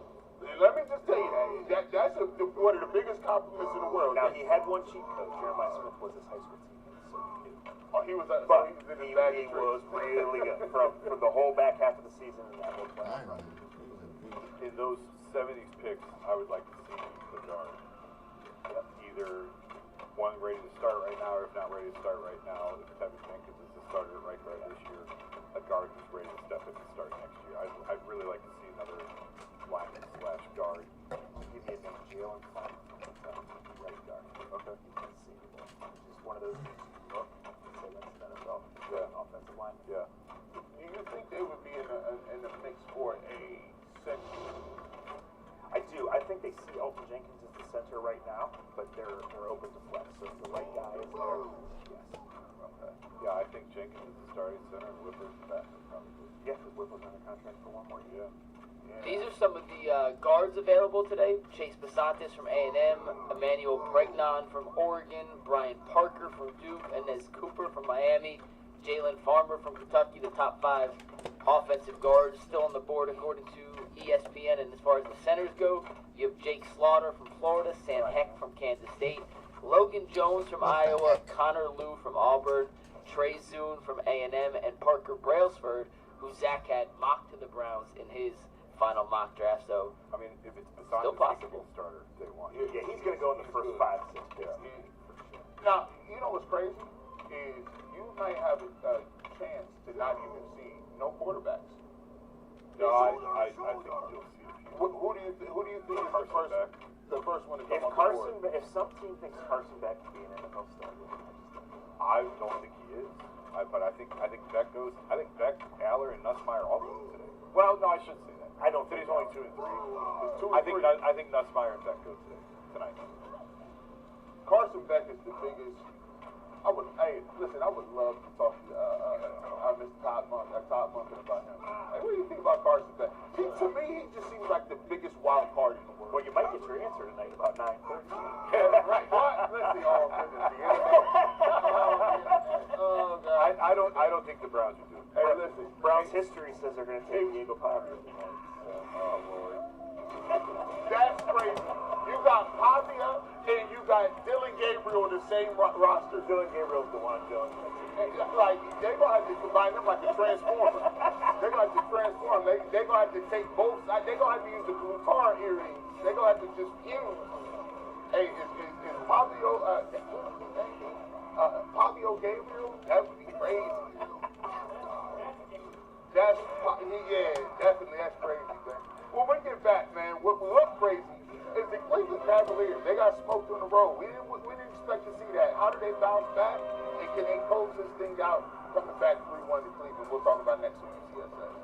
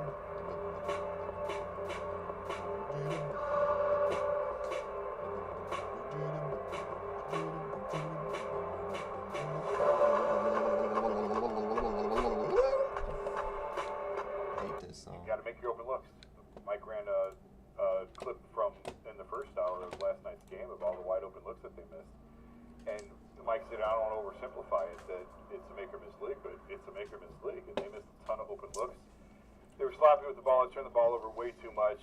Harden had 8 turnovers. So Donovan didn't look like Donovan. James didn't play like James. They just said they'll be fine. I'm not at all concerned about this series. Now, if we come in here Monday and they're 2-2 and they play the exact same way on Sunday, we're going to have a different conversation. But I don't expect that to happen. I think that they'll clean things up. The way Toronto wins this series, if they have the narrowest of paths at all, look at these fucking caravans, dude.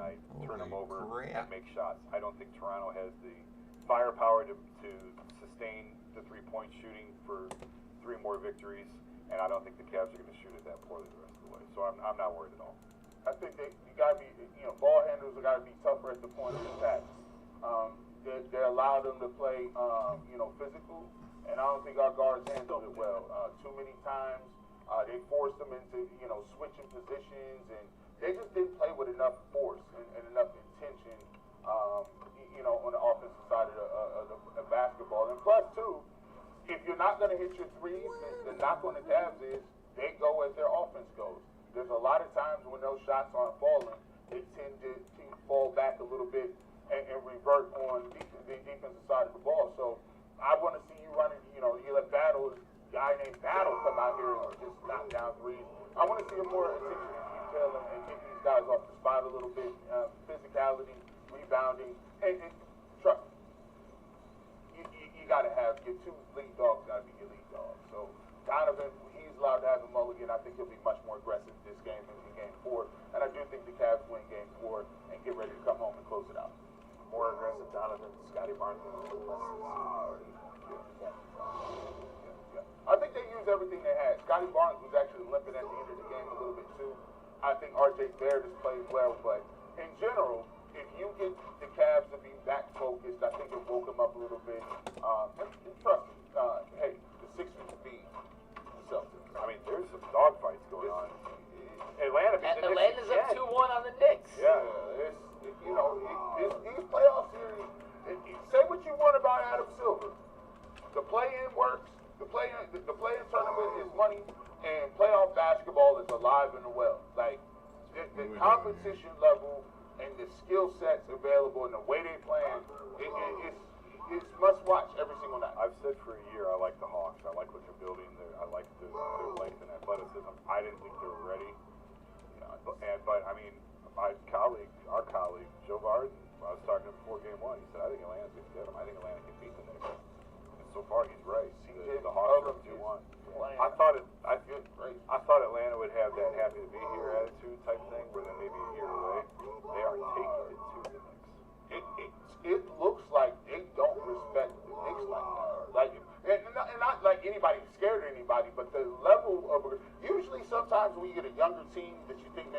couple years away, you kind of fall back a little bit and be happy to be here. But no, they got one in New York and came back and got game 3. Like, hey, listen, if y'all want to keep playing around, we'll take game 4 too. That's impressive. When you look at the Cavs, though, real quick, Jason, you're right. It's too simple just to say it's a make or miss league, even though last night that was a big part of it. Toronto made the proper adjustments, and they dared the Cavs to make shots. The Cavs missed those shots. And it was a Toronto team that knew it was playing for its livelihood. Backs against the wall, you go down 3-0. There's almost no chance of coming back from that. They played like the more desperate team, and the Cavs got a little bit of a reality check, a dose of reality that they don't come out and play with the requisite intensity to win a playoff game, that they can be beaten by a team that has less talent and isn't necessarily suited for a deep playoff run. But sometimes you need that. And G, I'm sure you can relate to this in football, and Zach, in your professional careers, right? Like sometimes you need a little bit of reality check to snap you back into focus. You get a little complacent, and it shouldn't be the case 3 games into a postseason series or a playoff run. But that's what happened. I got no doubt that the Cavs will be able to bounce back. And if they even make a couple of those shots they missed in game 3, it's a whole different outcome. I want to see the pick and roll get downhill. I want to see more Jared Allen. I want to see more Evan Mobley inside. They don't really have they offer you very little resistance. Now they packed the paint yesterday. But when it comes to, like we talked about, the different versions of James Harden, I want to see him get more involved with Allen and Mobley getting downhill. It's easy for Scotty Barnes to do that. I want Scotty Barnes to have to wear himself out by guarding Harden. He has to be a rebounder. He has to be physical on every Mobley. So I get it. He's a really good defender. But, hey, other than that, Cavs should be able to get what they want inside. So if they establish that and come out with a little bit of energy, I suspect that, the Cavs can win game 4. They better. Now, if they don't win game 4, this doing and proof G. Bush will be out the window. Like, I'm going to be right back to the Duke and knee-jerk, and I might even start to revert to be like, I don't like what the Browns did either. Like, don't get me started. Like, I'm like, go all the way back to the old me. Let this new sensible G. Bush take hold. Like, come out here, handle your business, and we can all look like adults here. Do not come out here and lose 2 games in a row and against the Raptors. I don't want to have to do that. I don't want to have to do that, dog. No, that would be bad, and it comes down to your best players. And last night, James Harden didn't have a good game. Donovan Mitchell did not have a good game. Evan Mobley did not have a good game. And after game 2, where that trio combined for 83 points, they only combined for, I think, 51 last night. Maybe even less than 51. I can do the mental math. They can't blame it on Dean Wade. We can't blame it on Wade. Like, we had to take him off the hook. I can't say Jared Allen was garbage. Like, it came down to Donovan Mitchell. It just seemed like he wasn't that aggressive. They scored 48 points combined. That's not good enough. No. RJ Barrett and Scotty Barnes, those 2 combined for 66 points. No. If those 2 are going to outscore the Cavaliers' big 3 by 18 points, it ain't going to end very pretty that often for Cleveland. And remember, we did. Who you gonna take? We did the thing with 2 rosters. Who we gonna take in the 10? Yeah. And we disrespected RJ Barrett. We was RJ Barrett. But man, I got 7 Cavs and 3 Raptors, maybe. And RJ Barrett been holding it down. He played well in Cleveland. He's been playing well. He's played well. Matter of fact, if I remember, RJ Barrett played well against the Cavs when he was with New York. Like in those series that they beat. Everybody played well against the Cavs. Everybody got their money off. Jason was balling. Like, man, where he getting the box score? He had 6 points and 3 rebounds. Jason Lloyd was playing. I mean, Josh Hart was getting double-digit rebounds in that series. 15 rebounds. That team, all that iteration of the core 4. I'm glad they got rid of all that propaganda. They got all the posters down. I think they deleted all that. That core 4 is out of here. But yeah, listen, man. New era.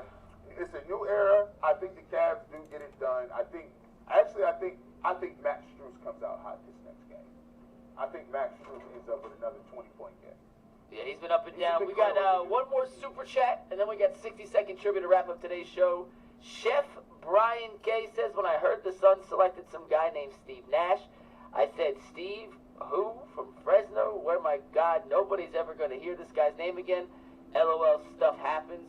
You never know in the draft. And speaking of the draft, that brings us to our 60-second trivia today, guys. Casey Concepcion is the 4th player the Browns have taken from Texas A&M. Can you name the other 3 first-round picks? Miles and Johnny. First-round picks from A&M. That's 2 of the 3. Can you name the other? Is it a defensive player? You know what? So we fight then. Well, then he's an older guy. Going way back. Yeah. Oh man.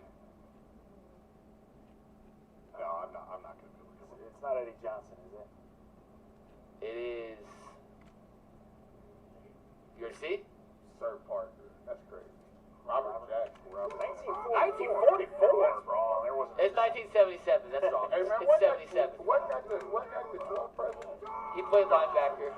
Robert Jackson. He got a $20 bill? Yeah, now that's Andrew Jackson, but Robert Jackson. He played 5 years, started 33 games for the Browns, had 6 sacks.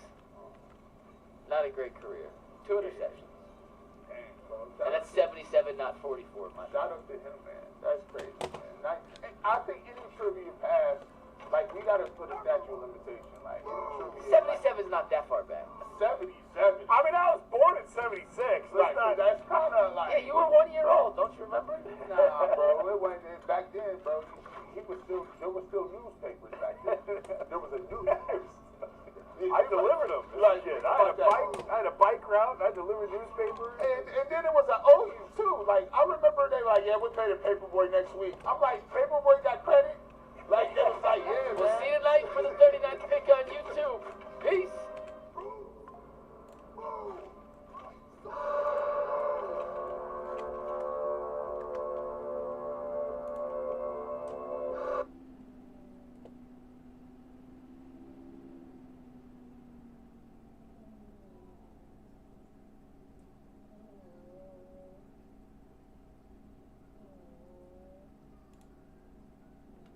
Hi. Now we're comfortable, let's talk urine leakage. 10 men maximum guards are designed for men. Slips discreetly into my underwear. You'd never know. And they protect like 10, so no more dribble dramas. Raise your shields!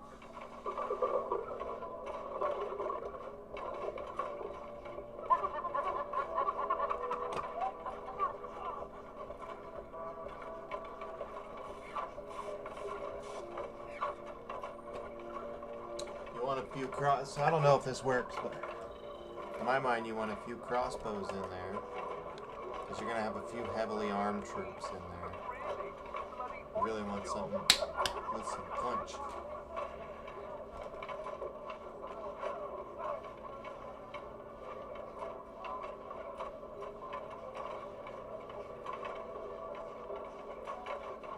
Well, you know, it's all a bit much with the gutter rats now, isn't it? Don't you have to admire their daring, really? Well, like that old stray who weaseled into the Ancestry archives. A junker? In the archives? Yes, trying to source a fresh stem to call his own. Anything to avoid paying for premium substrate, I suppose. Whatever the case, I'm sure Torvald's dogs will scrap him before the...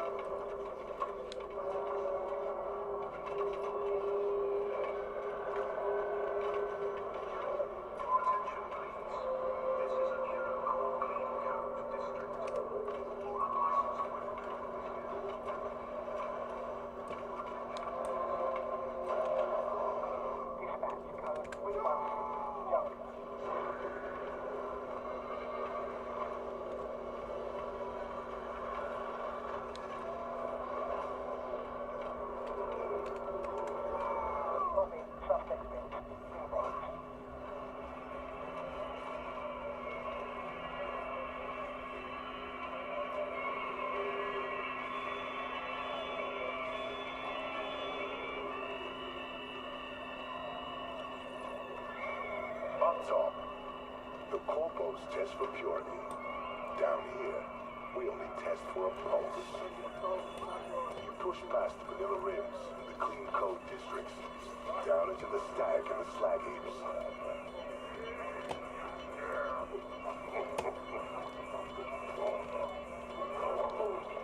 That's where you'll find me, soldering new gods in the gutter. A scrap soul engineer for the modded. And the man.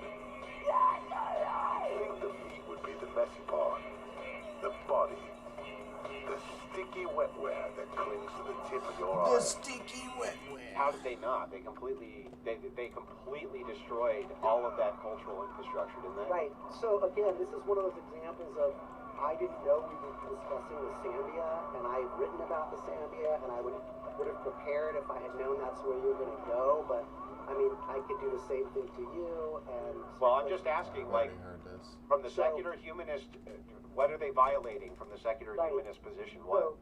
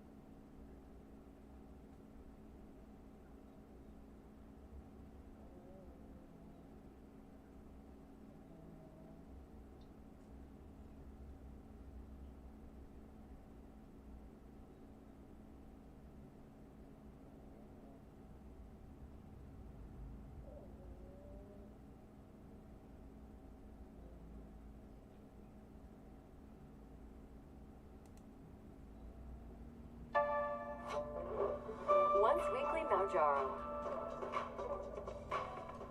Hotels.com is where you go to choose from hundreds of thousands of hotels and earn rewards on every stay.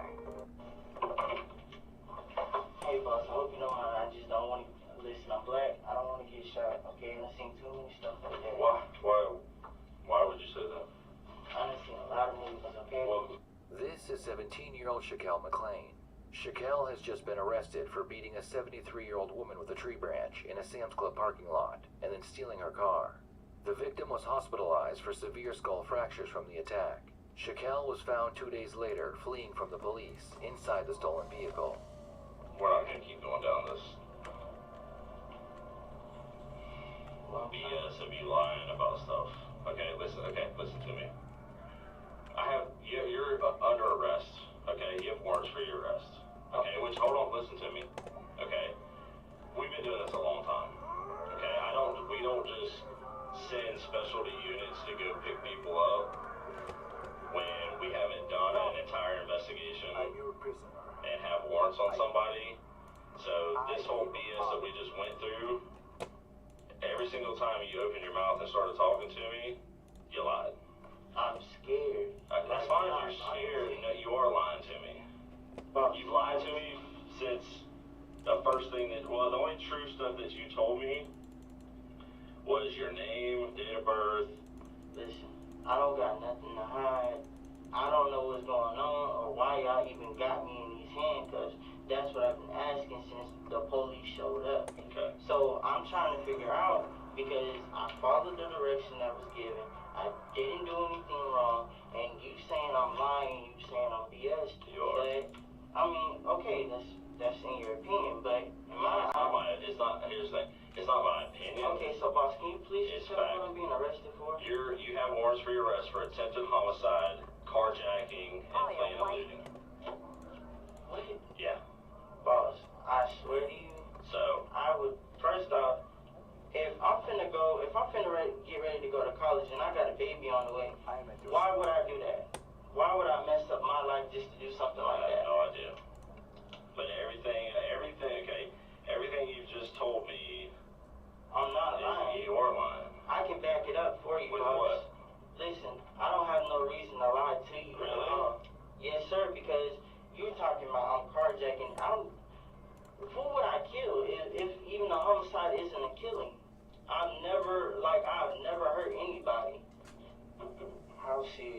boss. I'm serious. There's an attempted homicide charge. Like, homicide is murder, attempted murder. Like, the only more serious thing than attempted murder is murder. I ain't never murdered nobody before. Okay, well. Shaquille spends the next 30 minutes lying about everything, from where he went to middle school to having a pregnant girlfriend back home. In Shaquille's story, he works at Taco Bell, trying to save money so he can go to school and get an apartment. He claims that his goal is to create a stable life for his girlfriend and his unborn child. You were in a white Jeep to go to the fair, never saw them before, didn't know who they were. Police never got behind you. You didn't get into town until Saturday or Sunday. Yeah. You're so wrapped up in lying about everything or not telling the truth that you just... I am telling you the truth. What do you want me to say? So you don't know, but you don't know anything. You don't know what cities, you don't know where you live, you don't know where you came from. The fake baby mama that's in some city up in Georgia. My baby mama not fake, sir. Okay, well, some unknown city in Georgia. I understand you getting frustrated with me because you're lying about I'm not everything. lying, but you doing all this yelling that's not even I'm not yelling. Yes, you were just yelling. I get really loud when I yell. I'm not yelling. That's considered yelling. So, but you're lying about everything. I'm not lying to you. Whatever I gotta do, I will do it. But I can tell you one thing. My whole career is on the line for something. I don't even know what you say. You just said homicide, carjacking, attempted homicide, carjacking is something else. But I'm telling you, I didn't do it, and you getting frustrated because I'm telling you my information, but you want to be frustrated like I'm that perfect person. I'm not saying you're a perfect person. Listen, you're lying about you're stuff. accusing me of lying. Like, I'm not lying. Like, what do you want me to say? You want me to say, you want me to commit to somebody else's crime and say I did it? Is that the point that you want me to do? Because if that's the case, like... I just want you to answer your questions honestly. Boss, I'm telling you everything that I know. Like, I don't know what else you want me to do. Okay, so...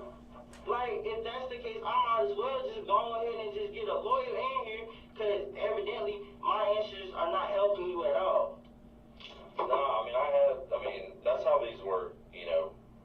We do an investigation. I mean, I understand. We have to have proof. I understand you're doing your job. Like, I understand you're doing your job, okay? But the way how this is going, like, I'm telling you what I know. I'm telling you, like, I'm not that type of person. I'm not lying to you. You making it seem like I'm lying to you because you want to get frustrated and you're going, okay, because you're 41 years old. Okay, good thing.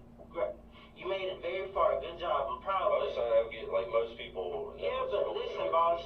Listen, like, my main thing, I'm not worried. What's in the past is in the past. It's not, the past is here to hold you back. I'm not trying to keep in, whatever happened, it's already gone. It's already, whoosh. It's, like I said, boss, I do apologize, but I need you to understand I didn't commit this crime. So let me just put this into perspective here. The stuff that he was asking, right, like where you're from, what's your phone number, who you know, who you're staying with, who's your guardian, that's the easy stuff. That's the stuff that most people know and can answer pretty readily, okay? So that's the stuff that helps us determine if you're being honest with us or not, because there's information that we can prove, there's information we already know. Shaquille claims that he had no idea the vehicle was stolen, and he says that he was at the local fair when the assault and the car theft would have taken place. Based on Shaquille's extensive criminal history, lying is something that comes naturally, and most of what he says are usually lies. Did you know that the tips you earn may be free from federal taxes? Let's go over how the one big beautiful... Listen, you're being honest with us or not, because there's information that we can prove, there's information we already know. Shaquille claims that he had no idea the vehicle was stolen, and he says that he was at the local fair when the assault and the car theft would have taken place. Based on Shaquille's extensive criminal history, lying is something that comes naturally, and most of what he says are usually lies. Listen, y'all go ahead, ask me whatever. I've never been investigated like this before. Let's just cut it that. So, based on what you say, is everything still, you got here on the weekend, you went to the fair by yourself, whatever, yes, okay? Sir. So you never stole a car? No, sir. You never attacked anybody? No, sir. You've never been to Sam's Club? No, sir. So you wouldn't know anything about any of that? No, sir. I would never hurt anybody is what I'm trying to tell you, sir. Okay. Did you ever drive that car? No, but I did go on the passenger side, though. car unless you hit the little button. But I just slid the key in and opened it with my hand. I didn't have, I opened it with my hand, reached in there. I did put my hand on the steering wheel, yes sir. I'm not gonna lie, so if y'all did or didn't, I don't know if y'all did or didn't test the car for fingerprints. I did put my hands on the steering wheel, yes sir, I did. I was sitting in the passenger seat, so my hands. Why would you touch the steering wheel if you're in the passenger seat? That's where, because the way it was, the way the person parked on the passenger side is too close and you can't open the door as much to get on the passenger side. So you had to go on the other side because there's more open space to get into the car. So the door wouldn't work? Or just No, I'm saying. Oh, because you're parked to. Yeah, the way the person parked next on the passenger side. And that was when? That was at the fair. At the fair? Yes, sir. Okay. And I had to go on the driver's side just to get my stuff. Okay. I put my hand, on the way there I was sitting in the passenger seat. I was in the passenger seat. So if my fingerprints show up, I was in the passenger seat, put my hands on the outside door, put my hands on the steering wheel, and I had my hands on the little bar, probably on the AC. I don't put my hands probably on the radio, whatever else. They had a charger in there. I used their charger. So that's it? I mean, anything else y'all want me to tell you? So, Tony, you have a passcode on that phone? Yes, sir. You mind telling me what it is? Or? I ain't gonna lie, I don't really give my password out. It's the only thing I've never felt comfortable with a lot of people going into my phone, and I got pictures and stuff in there, so I'm not gonna lie to you. I'm not gonna sit here and lie to you. I got pictures in my phone. Everybody's got pictures of it. So, and I got a lot of stuff, privacy stuff, that's on me. So Alright, well, I don't have any more questions for you. No, okay. So, what happens now? What's going to happen right now is, like I said, you got warrants for your arrest for attempted homicide, carjacking, and fleeing and looting. I'm going to call a patrol officer to come up here. They're going to re-handcuff you and take you out to the Juvenile Assessment Center.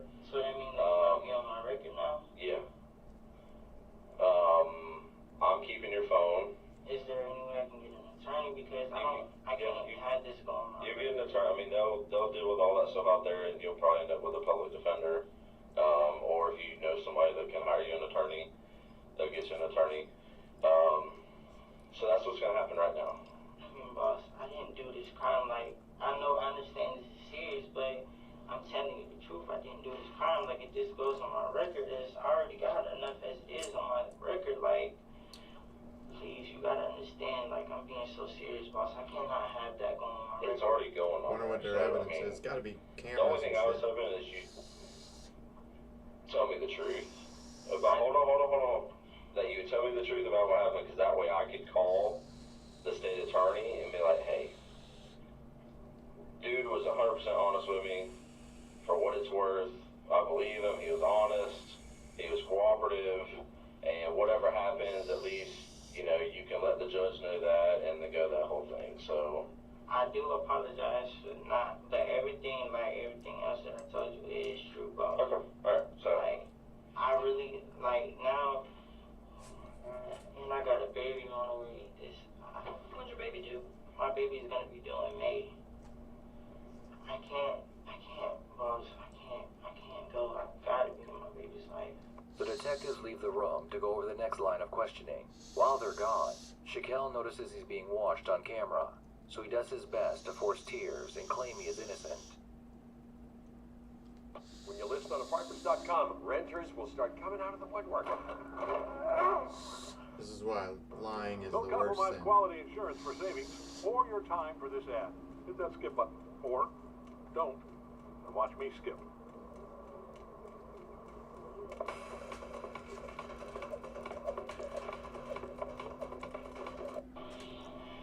Shit happening all over again, bruh. It's happening all over again. I don't do shit wrong. Always getting caught up in the wrong situation. I hate myself. This shit don't make no sense, bruh. I'm not gonna be able to see my child. I'm not gonna be able to do none of this. If I can't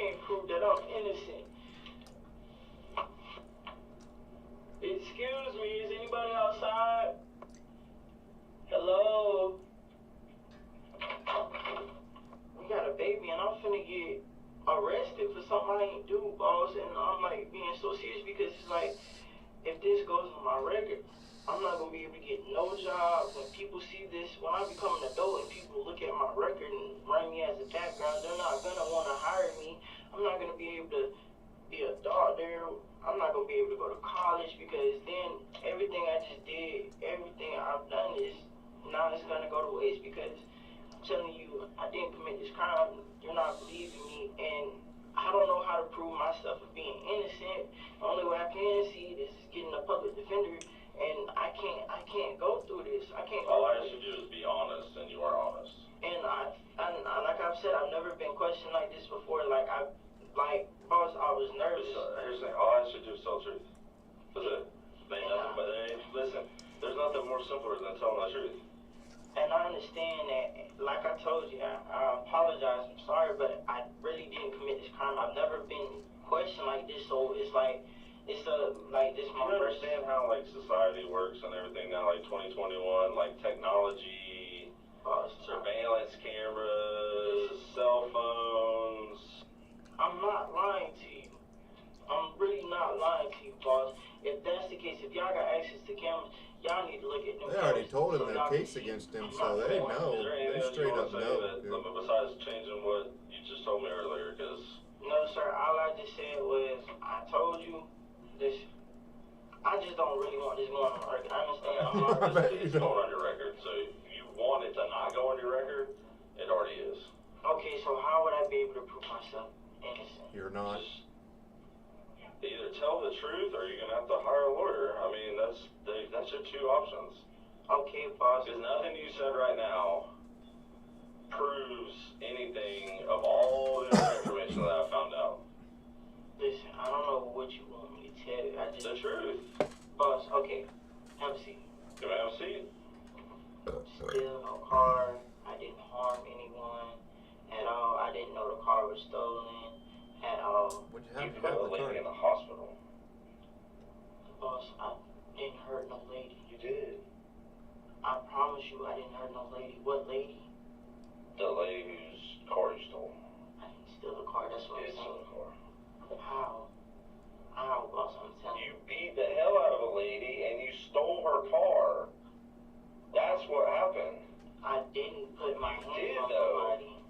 I'm being honest with you, boss. Do you understand how DNA works? I didn't put my hands. Do you understand? You know what DNA is? DNA, yeah, that's something to do with touch it all. Yeah, we all have a specific DNA that only comes back to us. I mean, I'm not gonna lie, yeah, I did have I was in the car. I know you were in the car. Yeah, but. And I also know that you beat the hell out of a lady and sent her to the hospital. Also, I've never put my hands on no females, is what I'm trying to tell you. You gotta believe me, like, please, boss. I don't believe you, though. I know. Because you haven't said anything to refute or argue against the evidence that I have. Well, proving that you did this. What were you doing in the car? If that's the case, who do I need to get you to tell you what time I got home, what time where I was, or where did I go? Because I already have all that information. But I'm telling you, like, whatever information you got, okay, yeah, I was in the car. I know that. I was in the car, but I didn't steal no car. I've never hit no female. You did steal the car. They didn't pick you up. You stole the car. Boss. Other people went to the fair with you. People that you know. I didn't steal the car. I'm being serious. Like, I did not steal this car. I did not hit no lady. I did not harm anybody. None of that. I understand this crime is very serious. And right now it's attempted homicide, and if she dies, you'll be charged with murder. I can't do this. This can't go on my record because. Bro, here's the thing. Your record and going to get a job, you're not going to get a job, dude. They got good evidence. If he's just like, you might get a job 20, 30 years from now. Maybe.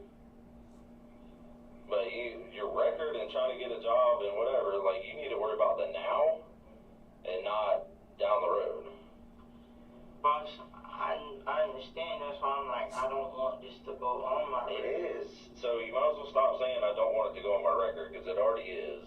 And You're being arrested, and you'll have your day in court, but all you're doing is lying about stuff right now, which I already have the proof. Boss. So, I don't know what you want me to tell you. I just want you to tell me the truth. I didn't do it. I did not do it. Yeah, I was in the car. I got picked up. I told you what happened. I got picked up and I went to the fair. I asked them for a ride. They were over there on the street. I was coming at them. I was heading towards them because they were sitting over there somewhere on the side of the street. They were just chilling. Nobody just picks up random people. Boss, I didn't know. I asked them for a ride is what I'm telling you. That's what I'm saying. 2021. There's so much crime and people don't know. Nobody just picks up random people to go to the fair with them. I did not commit the crime. You're saying I committed a crime. Like, what am I supposed to do? Okay. You want to say anything else? Because you're not. You're just still saying the same thing you were earlier. I don't know what you expect me to say. I'm not gonna admit to something I do. It's just like this is happening all over the same way all over again. Probably not gonna be there. Probably gonna put me between a rock and a hard place where I'm just gonna take the deal and then I'm just probably gonna go to jail or either county or worse, prison. Who knows? That lady dies. I already know how this goes. Like I said, you say it's not real, but yeah, a lot of people go to. No, I said this is real. I said this ain't TV. I said TV. Yeah, TV's not real. And I understand that. Like I'm saying, but I understand charges could be serious, and I understand all of that. I do. Okay? I understand it 100%. I just don't want to feel like I'm not able to prove myself as innocent. Because you haven't given me anything to argue against the evidence that I have against you. Shaquille realizes that his ability to lie and his acting skills have all led him to this point. Shaquille decides to create an elaborate lie in hopes that it will lead to his freedom. This is his last chance, so he puts everything he has into this new story. Kayak told me when to book to get a great rental car deal. Guess we can stop scrolling for travel advice. Who's at the door? Can I show you something? Nothing, like one-on-one on some real stuff, like a life or death threatening situation. What?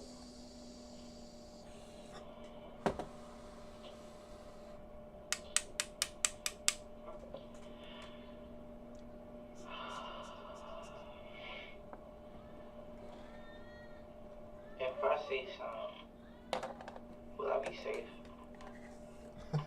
What are you talking about? Does it have to do with this incident, or is it something else? Yeah, dude. Totally. What do you mean safe? Like you're in police custody right now, nobody can get to you. What do you gotta say? I'm asking, if I tell you the truth, can I please be protected? If you're scared of somebody, then I will let them know and they'll have to look at that, but I can't promise you or tell you anything. What I need you to do is tell me what happened. I'm scared to tell y'all the truth because that's all it is. I don't want to die. Here's the thing. Right now, you're in police custody and you're going to jail. So, nobody can get to you. And still, if they find out that I said something, regardless if it's not me, it's going to be somebody else. I was threatened. You were threatened to do what?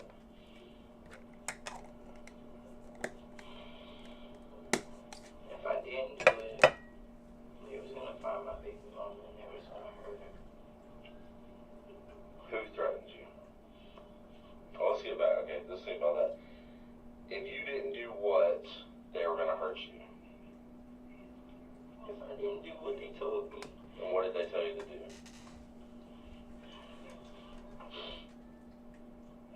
They wanted me to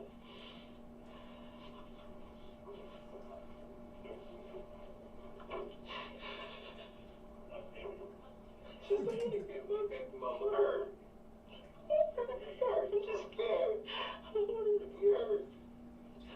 What did they threaten you to do, or what did they tell you to do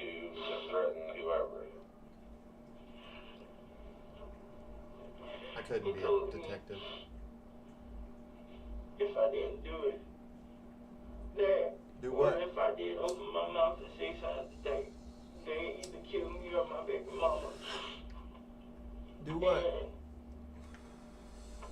And I felt like I didn't have a choice. I didn't want to, I was told not to call the police. I didn't want to do it. Didn't want to do what? I didn't want to take that car. You didn't want to take that car? Okay. So tell me, so they threatened you, but you did. So tell me what you did.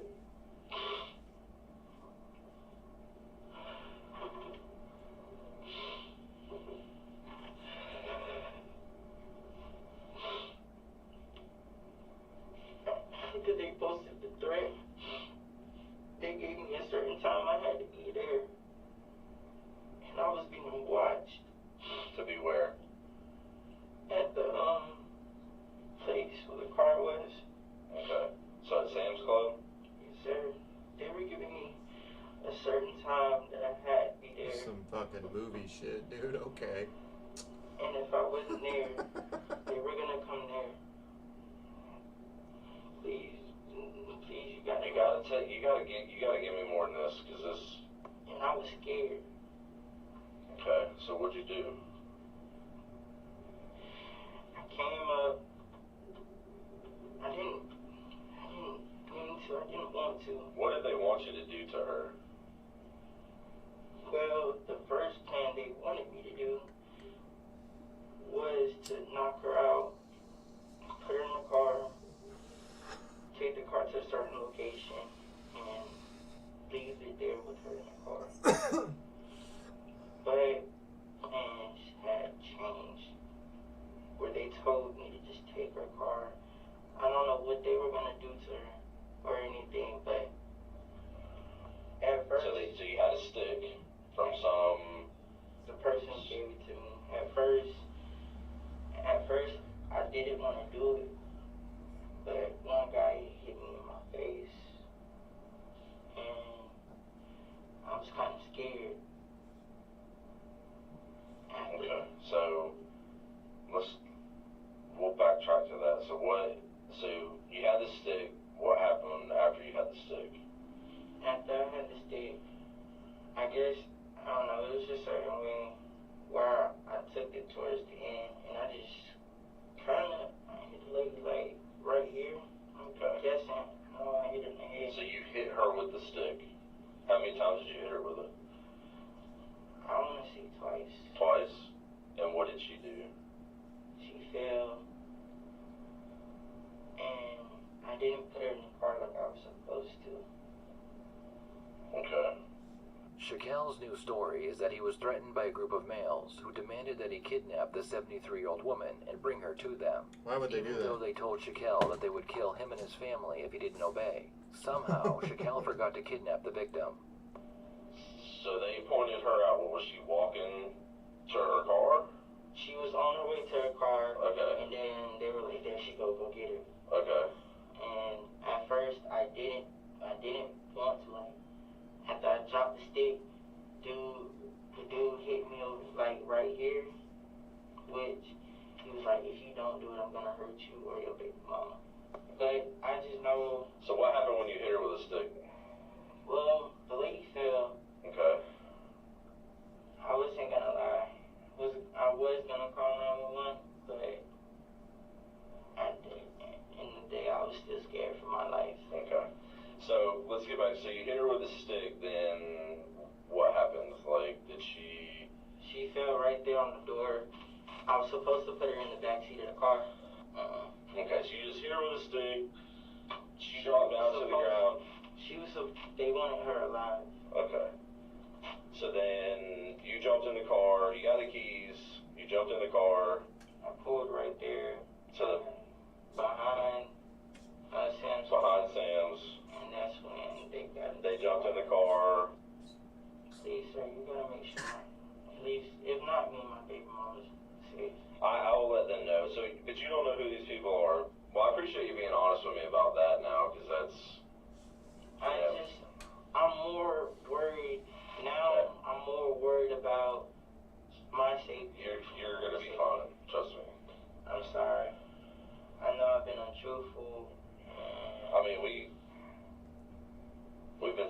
for a while.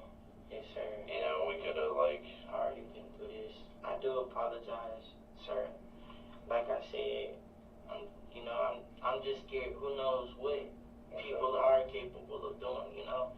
Gotcha. And like I No said, shit. I don't want to die. You feel what I'm saying? Because the dude, when I first refused No to do shit, it, I got hit, and I got hit right here in the side of my face. When the attack happened with the lady, did she fight back at all, or she just, I mean, how old do you think she was? I don't know. I probably guess she was like 58 or so. Okay, but you said she was probably taller than you. And you're like 5'7", 5'8". Yeah, I'm How sure. much you weigh? You don't know. But, boss, can you do me a favor though? Tell the lady I am sorry. You are sorry. I just didn't have a choice and I was scared. Okay. And tell the family, please apologize to them for me. Like I said, it felt like I really didn't have a choice. Who knows if they were actually going to kill me or not. Shaquille would be tried as an adult, and he would be found guilty of attempted first-degree murder, armed carjacking, and attempting to flee from an officer. Prosecution claimed that Shaquille almost killed an elderly woman just so he would have a vehicle to drive around in. When he was finally caught, he lied to the detectives for hours, trying to convince them he was innocent. Shaquille was sentenced to life in prison, with the possibility of parole after 25 years. Alright, Mr. McLean, this fine gentleman here is going to take these handcuffs off you. He's going to put a different pair of handcuffs off you and take you over to the Juvenile Assessment Center, okay? Alright, man. Can you stand up? Actually, just stay seated. Just stay seated. I'll do it in the chair if you scoot up a little bit for me. Okay, so you've got one. I know it's cold in here. It's cold in this whole floor up here. Especially when She gonna be safe, boss. you'll be fine.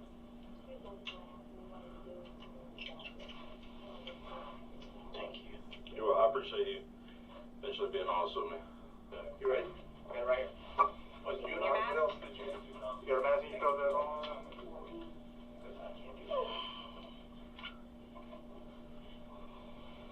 Alright. That life sentence handed down yesterday for Shaquille McLean. He was found guilty of attempted murder, armed carjacking, and fleeing from police earlier this year. McLean was accused of beating a 73-year-old woman with a tree branch in a Sam's Club parking lot. Court records say that woman suffered skull fractures and brain bleeds from the attack. According to court documents, McLean's sentence will be up for review in 25 years. What are your thoughts on this case? Is Shaquille a danger to society? Please share your thoughts in the comments below. I've been building out my capsule wardrobe and recently bought this pair of black slacks. I needed some inspiration for how to wear them, so I... Crazy.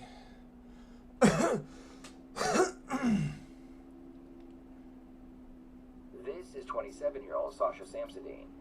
Sasha was a manager for a real estate company in Orlando, Florida. She had a very bubbly personality, and her strong work ethic added to her charm.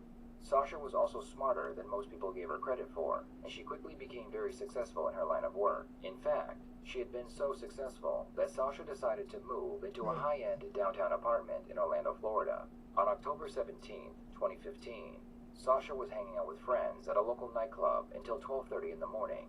She decided to leave and go home alone, and that was the last time anyone ever saw Sasha alive again. The next morning, friends of Sasha began to worry because she was not replying to their calls.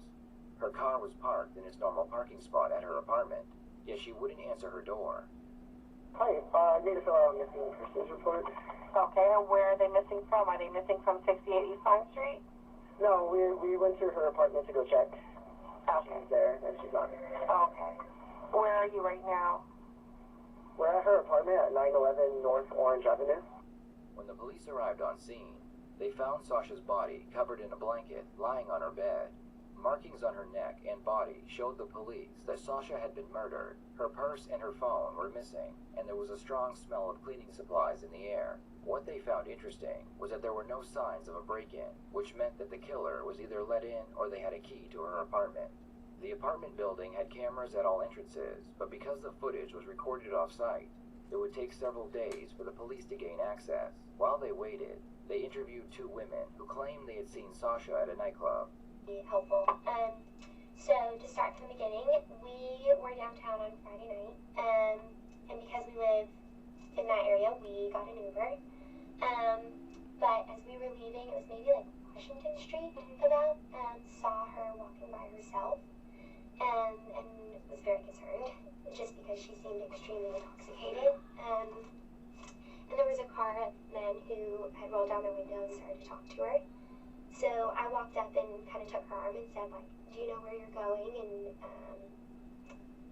is there someone we can call for you? Is there anything, And you could tell she didn't really know what was going on. And so at that moment, then we were like, you're not going to be out here by yourself. And so got her to get into an Uber with us. Because we said, where do you live? And then also trying to be, like not a stranger to her, because I didn't want her to feel threatened. Said, well, we live at Nora, and she said, I live there too.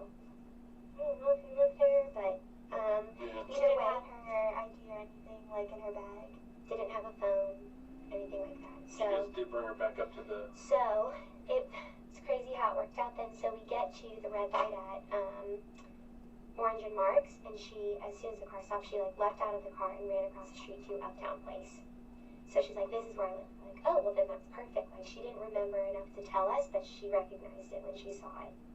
And so with all this, we're like, yeah, it's probably really important that we talk to somebody. Weird. It appeared that Sasha had been extremely intoxicated after leaving the nightclub, but the police were able to confirm that not only did she arrive at her building safe and sound, she also arrived alone. The police would eventually gain access to the surveillance footage. The footage confirmed that Sasha was indeed alone as she walked up the stairs to her apartment. The tapes also revealed that 20 minutes after Sasha would have entered her apartment, she is seen running up another flight of stairs. A few seconds after she reaches the top, the video shows a security guard following her up the stairs.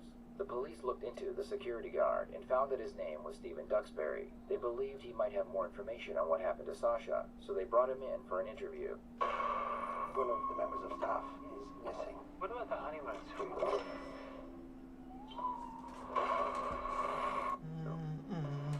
When was the last time you saw her? What's her name? I think, well, I know because I saw the news stuff that it's like Sasha something or other. Alright, Sasha. Okay, so when was the last time you had contact with her? Yeah, what was it the night before? Yeah, it was Friday night. Okay, so when you first had contact with her on Friday night, yep. What was the situation? I had been doing a perimeter patrol, and I had come upon 3 girls that were at the Marks and North Orange entrance, and looked like they were trying to get inside the building. So I'm like, hey ladies, having an issue with the thing? And then I'm kind of chuckling because I see that happen all the time with the trucks. Well, as I'm starting to walk off, then I get called over by 2 of the ladies, and they told me that that this was their friend, and they really didn't know her. They found her wandering around downtown somewhere in kind of a drunken, stupor. I mean, the way she was moving, she looked like she was pretty out of it. And I guess they got into her where she lived, so they brought her to Uptown, but she didn't have her key fob with her, she didn't have her keys, she didn't even have any ID. And I'm like, well, if she doesn't have any of that, I cannot help her, I cannot allow her into the building based on what my policies are. Right. Well, as I'm talking to them, another resident, a male, an older gentleman, comes up and he sees us all there and he kind of chuckles. He's like, you guys aren't all robbers, are you? I'm like, no, sir. And kind of looking at my uniform. And he's like, okay. Opens the door, walks in, she follows. Finish talking with the ladies, I go in.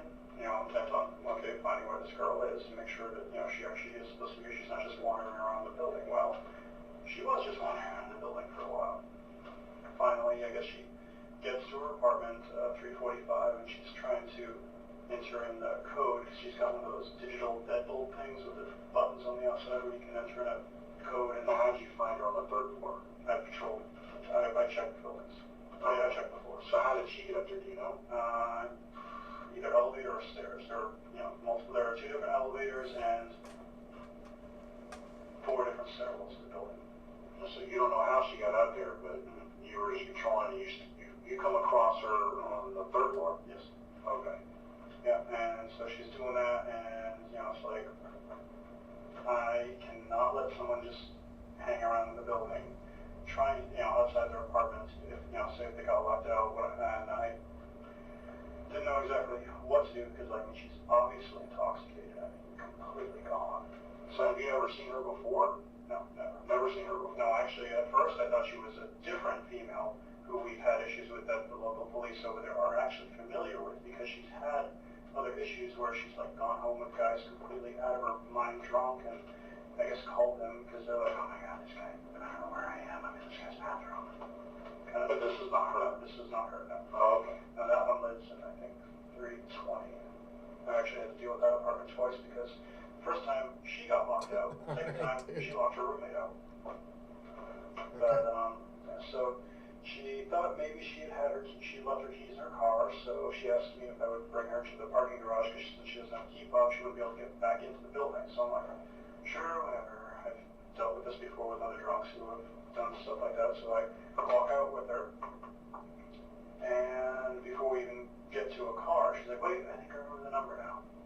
So we go back in, I bring her to the door, she's there, punching the numbers away, trying to, you know, remember what it is, and I'm just thinking to myself, god damn it, not exactly the smartest, or not the smartest, but the most professional way to be thinking this, but I have to babysit a lot of trucks in that place. Oh, and trust is just a pain in my ass. So I'm like, okay, look, I'm gonna leave you here, keep trying to, you know, plug away at this. When I come back, if you have not figured this out, we're gonna have to do something about this, which is either she's gonna have to figure out, somehow get a hold of her friend, or I'm gonna be calling the PD and have them deal with it. When I come back around after walking around, she's not there. So I'm like, okay, she must be in the building. She must have gotten into that because I checked the building, there was no sign of her. Do you have a residence log so you know who lives in what apartment? So you can confirm, but I can't because she had no idea. But can't she tell you what her name is and you can look it up and make sure? Yeah, well, I could have done that. When they were going through the call box initially, she said what her name was, and it did come up on the log. I remember that now. But without her phone to dial herself in, she wouldn't have been able to access the building anyway. But plus, you know, most of the residents there will not let some random person into the building. But they will did. actually That's exactly what they did. No, you come in with whoever you're supposed to be coming with, or you call them up. They will not just let people in. So when that gentleman let her in, I assumed, oh, he knows that she lives here. And then later on in the evening during my patrol, I thought I saw her again with some guy. You thought you saw the same girl with some guy? I mean, I didn't really get a good look at her face, but the height, the hair, and the skin color was about the same thing. Again, like I said, I've never seen this woman before, so. Was she wearing the same clothes? Well, the pants were, I think, the same, but I think she had changed her top to like a white top or something. Again, they weren't doing anything that was really out of the ordinary, so I just kind of glanced at them and just continued on my patrol. The surveillance footage would match Stephen's statement. However, he claimed that he had seen Sasha with a mystery man a few hours after he helped her get into her apartment. The video footage did not show Sasha leaving again, but the mystery man could have come to her apartment to see her. The police looked into her phone records and found that she had sent a text message to an ex-boyfriend. His name was Benjamin Roebuck, and she texted him 3 hours after she left the nightclub. With little else to go on, Benjamin was brought in for questioning. I vape, but I don't like need to vape. Oh you know? boy. I only do when my friends do it. Scary to be that guy if you didn't do it. I don't know. I don't really like to think about it.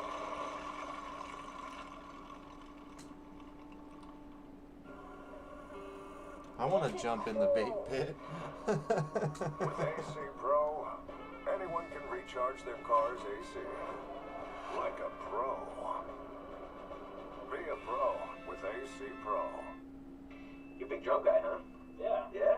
How do you know that? Come on, we know everything about you guys. Come on. Yeah. No, I say Facebook page. Okay. Yeah. So, it's, you know, one of the things we do in these cases, we'll check the victim's social media. So I saw Facebook, and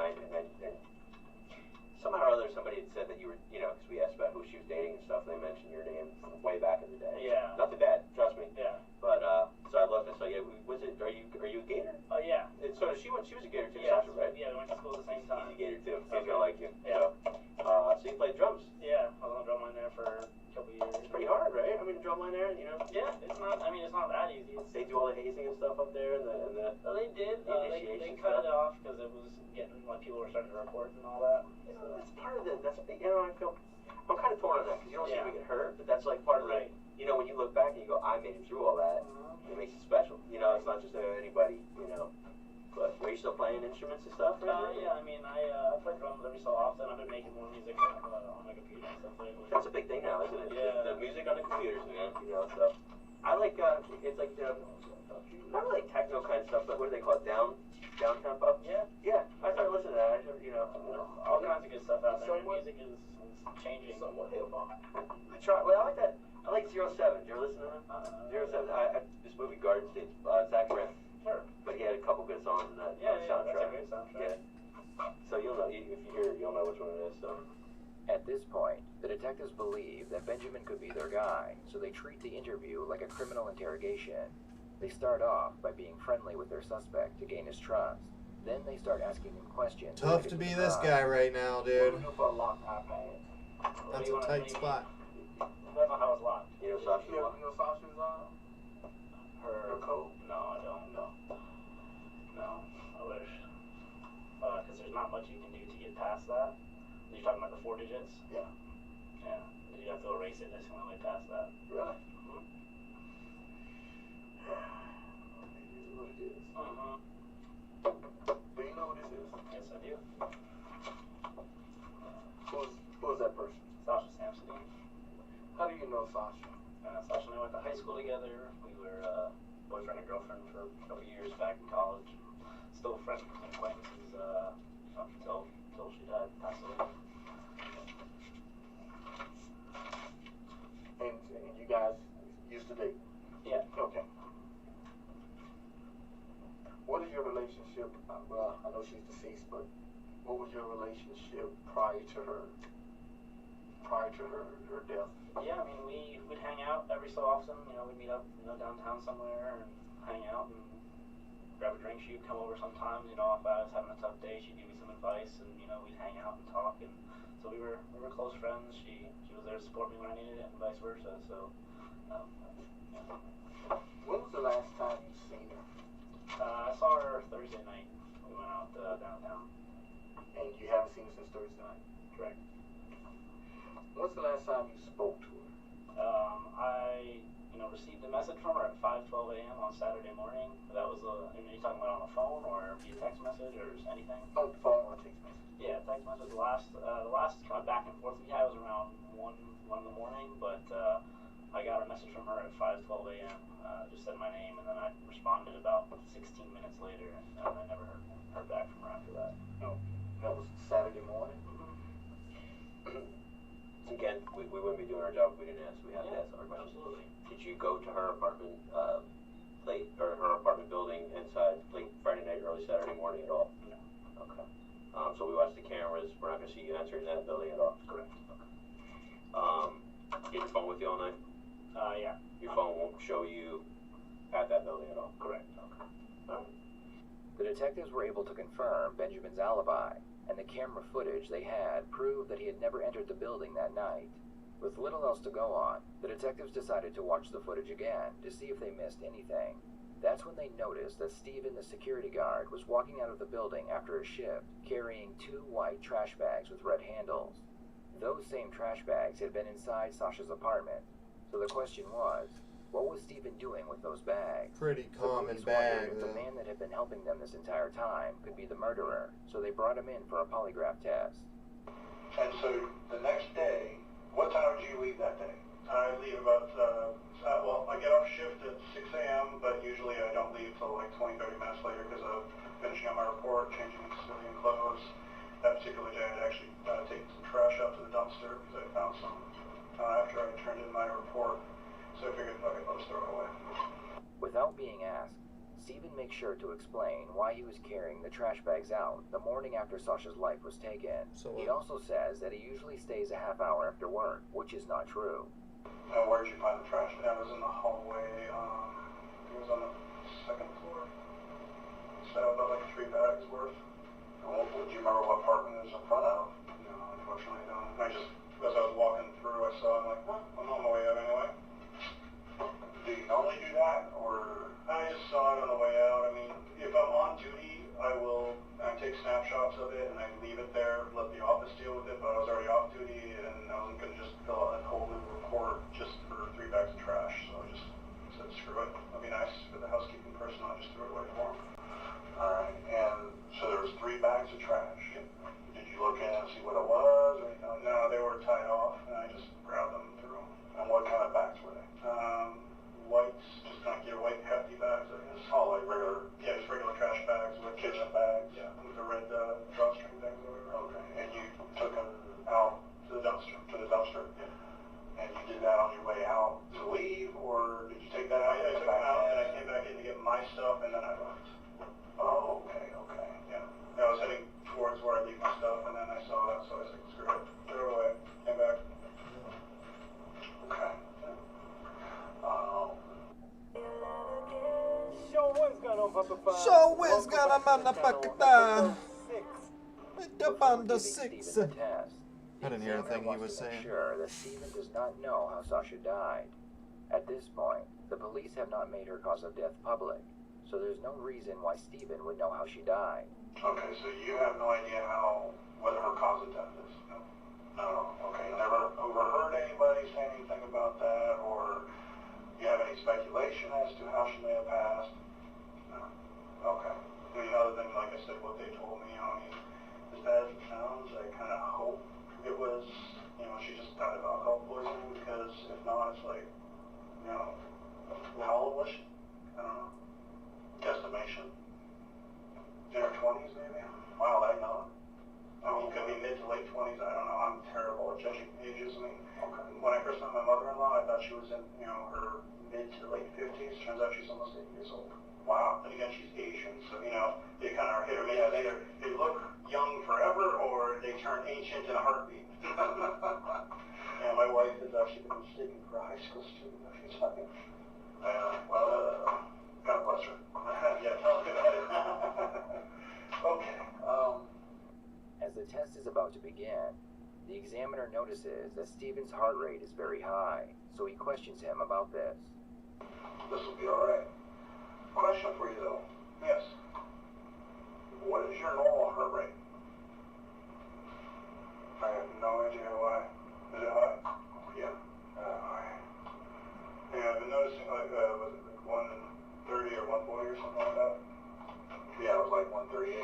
Yeah, that's what they were getting towards the end of my career in the military. Even when I went to the VA, it was kind of high. For a resting heart rate? Yeah.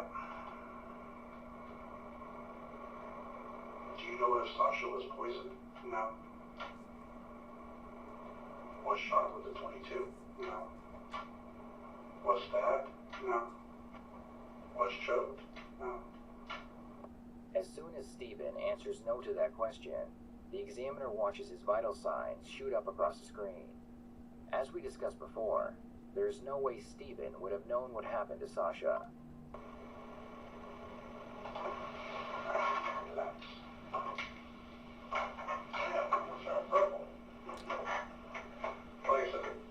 Yeah, lie detectors though. Dubious. Oh yeah.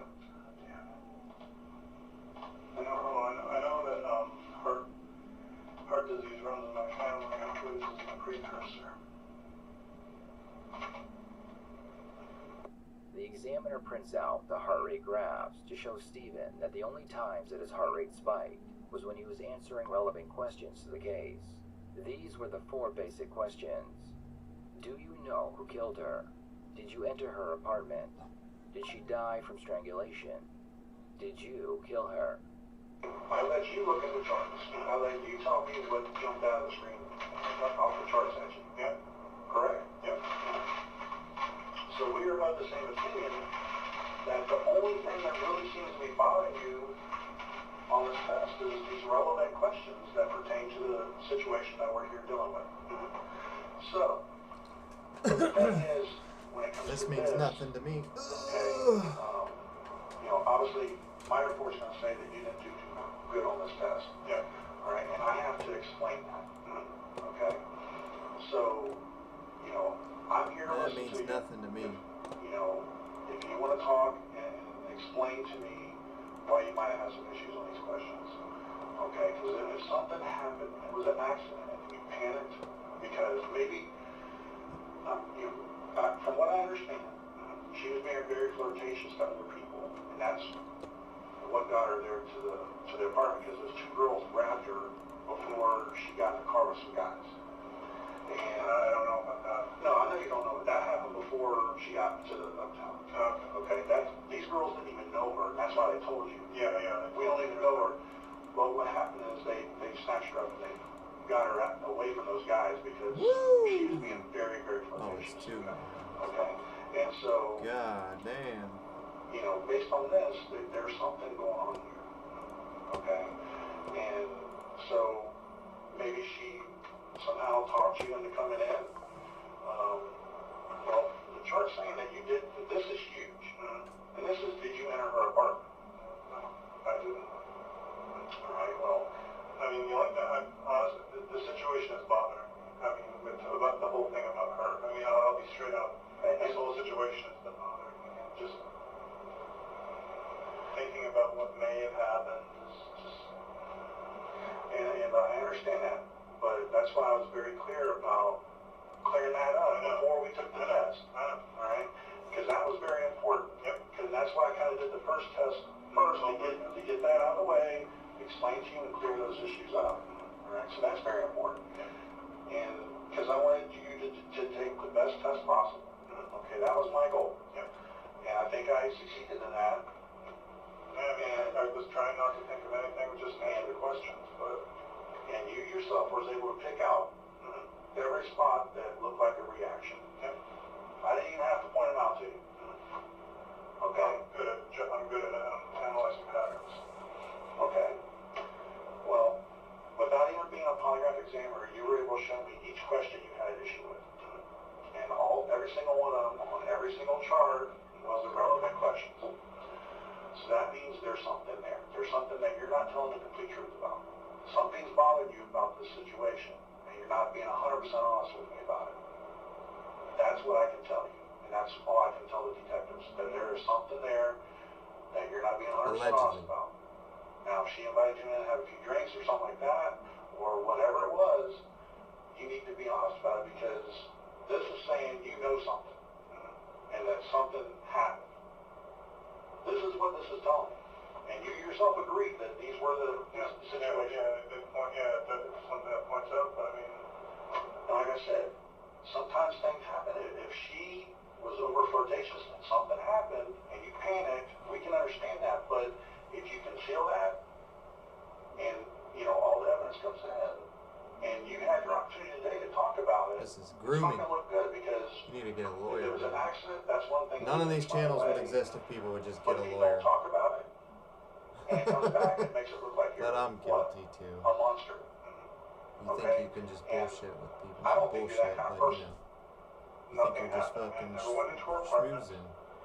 So I mean, I don't know why it reacted the way it did, because your autonomic system that you can't control kicked in. You have no control over that. That's why this works so well. After the examiner shows Steven the Allegedly. mechanics behind the test and then explains that they know he is being deceitful, the detectives that are trained in interrogation techniques enter the room. Doug Jr.'s mustache, is it real? Is customizing your car insurance with Liberty Mutual and saving hundreds real? Yes, exactly. Exactly. Only pay? Now, I'll let you guys know. Are you okay, Steve? Well, not anymore. Based on what this thing is telling me.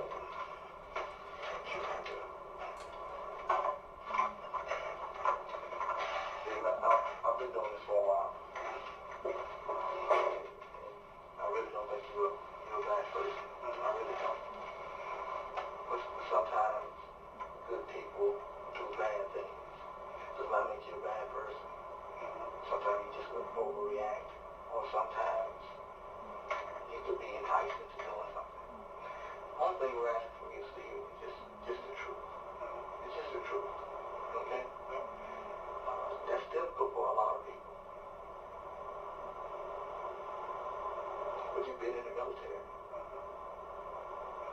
lot of life experience. And I understand some bad things have happened to you in life. Yep. And lying is never going to make it better. I can see it in your eyes, Pete. I can see it in your eyes. Something has been laying heavy on your heart ever since you found out. It's been laying heavy on your heart. Have you thought about anything else? Just that something bad's happened on my watch. Something bad has happened. If she'd asked me to come to the apartment, I would have told her no. But this is the problem. According to what I'm looking at. I know, but I've been asked by other residents in the past too to come into their apartments, and I've also told them no. I had one offer me sexual favors, and I declined. The only person who knows that other than me is my supervisor. Because we didn't want to embarrass the resident because he was drunk at the time. Or possibly just lonely and making sense, I don't know. He gathered his fanatical Jews, slaughtered the local Roman garrisons, and retook Jerusalem for themselves.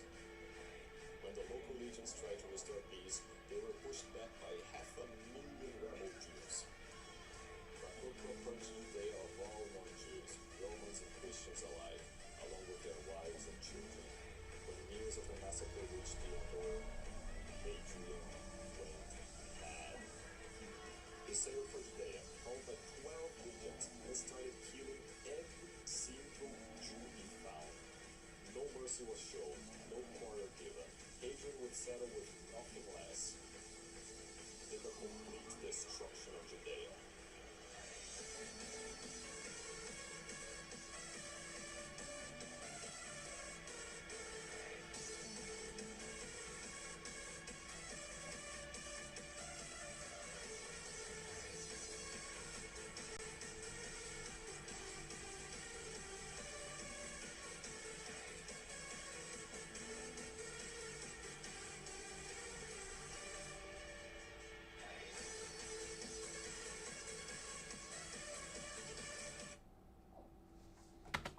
I take my job seriously, and when my job says I'm not allowed to go into someone's apartment, I don't go into someone's apartment. The only time I would ever go into someone's apartment is with a detective like yourself, or a police officer, or an EMT or something, someone that I have to go in with because, you know, doing something within my duties.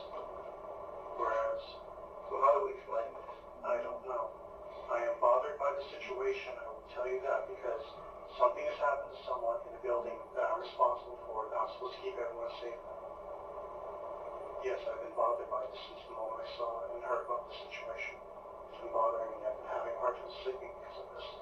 I've been terrified of what's going to happen when I go to work tonight because I know I'm going to be having residents asking me questions. I might even have newspaper people trying to corner me. Now, this whole thing is bothering me. And I knew this was going to end up happening because this is not the first time I've had police officers assume I did the worst thing. Second thing is this. I know you take your job seriously. I believe you. I can see the way you carry yourself, the way you are there, you know, a little bit that we saw you take your job seriously. We looked at your reports. You're very serious. Methodical, what you think? Meticulous. Yes. Don't miss anything. Try not to. For the most part, you would say you don't, right? Yeah. You document things. Don't miss anything. Again, like I said, I try not to, but everyone's human. Right. But for the most part, when you see a violation or something happens, you notate on your records, correct? Okay. So, you know, with that being said, we have an issue. Sure. Okay. What garbage did you take out that day? Some trash I found on the way out after I turned in my report. Where did you find it? It was on the second floor. On the second floor? Yeah. It's on what apartment? I don't remember. You don't remember? That's happened to you before? What, not remembering? Or No, find the trash. Yeah, usually I find it during my shift. And what do you do with it? Usually I just document it. What was the last time you took trash out? Usually don't, because when it's on my shift, I just deal with it. Where was your car parked? On the second floor. Okay. And you said you're on your way out? Yes. But you came back in? Yeah, because I came the stuff and then I went back out and left. So you weren't really on your way out then? I was on my way to get my stuff. But you understand what I'm saying? Yes, I know what you're saying. So, we have an issue. You didn't report that, did you? No, it was already after my shift was over. But it's still a violation, right?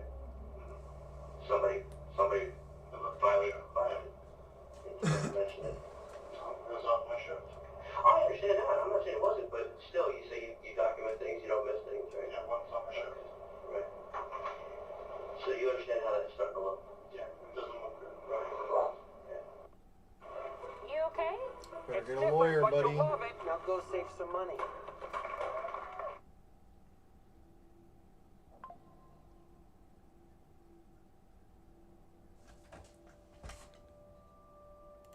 Since the investigation began, not once has Stephen asked what happened to Sasha.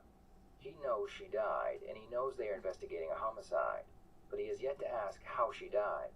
You know, I have an issue with something else too. I'm gonna tell you. I look at human behavior, human nature, okay? And I have an issue with something. We've been doing this for a long time, and everybody that we've spoken to about this case has asked us several questions. What happened? How? When? You've never asked any of it. No. I don't understand. I don't want to know. Why not? Because I don't want to find out if something happened on my shift that I could have prevented had I been around. And then that's going to be a way for the rest of my life. What else did it mean? What do you think? You're kind of on our side of it. I mean, what would that indicate to you? Possibly. Someone who doesn't care. Someone who knows. And you think I know? I'm just saying. We have to be, you know. We have to Evidence here is pretty spurious. Well, it's just something we look at. So now you look at it, you've got these garbage bags that you didn't report to anybody. You're taking them out to the second floor. Where your the dumpster's there, but your car's there too. Okay? There's things missing. Right? We looked at certain things match up. And, you know, there's holes in your statements. Every time we talk to you, there's more and more and more that comes out. And that just gives us a lot of pause. Steve, you would at least agree that Steve Gonzalez, that he may not have heard it. I did not go inside of her apartment. There's a lot of physical evidence.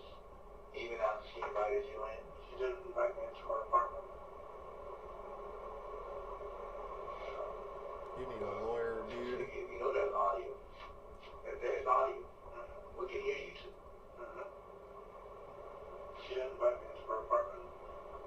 And if we're going to continue on this line of discussion, I think we're done here for now. Then I'm going to go home, I'm going to take a nap, and I'm going to go to work. If you guys want to talk to me again some other time, we'll have a lawyer involved. Because at this point, I don't feel comfortable talking with you detectives. Because it sounds to me like you're trying to make me say something like I did something and I did not. We want the truth. It's all we want. Well, you have the truth. I'm sorry that some of my stuff You need to has stick been by that, spotty.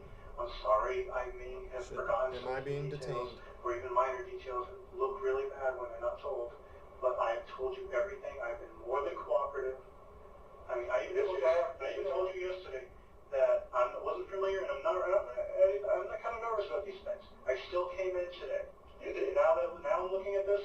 Now I'm seeing this as a mistake to come in for this, because now it just makes it look like I did something, because obviously I'm bothered by the situation. There was a dead person that I saw in the building I'm responsible for the security of. But one thing I can't do, Stephen, is change it. I know, You do understand that. No, I understand that. No, I understand you've already said that you're done for the day. Yeah, I do understand that. And I respect that. But you have to know, this isn't going away. I understand. I'm looking at it now. And to be honest with you, I wish it was the other way around. After Stephen left, the police were able to get a court order for his DNA and his fingerprints. His prints would match the two prints found in Sasha's apartment, and his DNA matched the DNA found on Sasha's body. The police would look into Stephen's phone, and they found that he had made a Google search during his shift the night Sasha's life was taken. Each apartment in the building could either be accessed by a key or by using a pin pad. Stephen was searching the internet, looking for a way to bypass the pin pad on Sasha's door. Needless to say, Stephen was found guilty of first-degree murder, and he will be spending the rest of his life in prison. Thank you for watching this video. I would love to hear your thoughts on this case. Please share them in the comments below.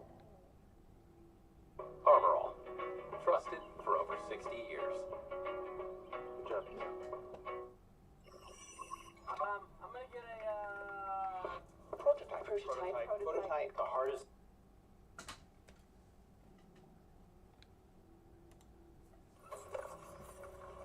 All right. You nervous? Not open this door. Ugh.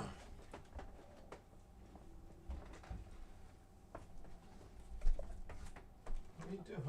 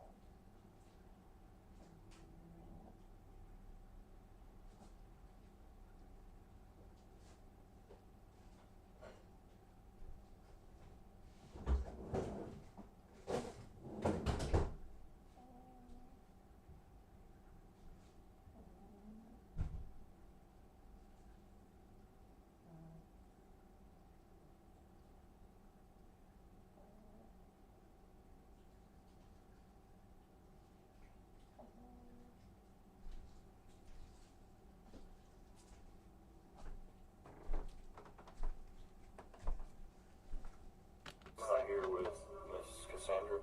Officers have just arrived at the getaway motel of 28-year-old Cassandra Douglas. For the last 24 hours, she and her brother have been on the run after 3 of their family members were found dead and burned in the desert. 99% this is either an animal or a person. That looks like a human, dude. And as these local officers prepare to confront the primary suspect of the most important case they've ever worked on, nothing could prepare them for the horrifying discoveries they're about to make. Call the police! Anyone inside, make yourself known! This is a horrible nightmare. You told me. This is one of the worst things that I've ever had to be involved with.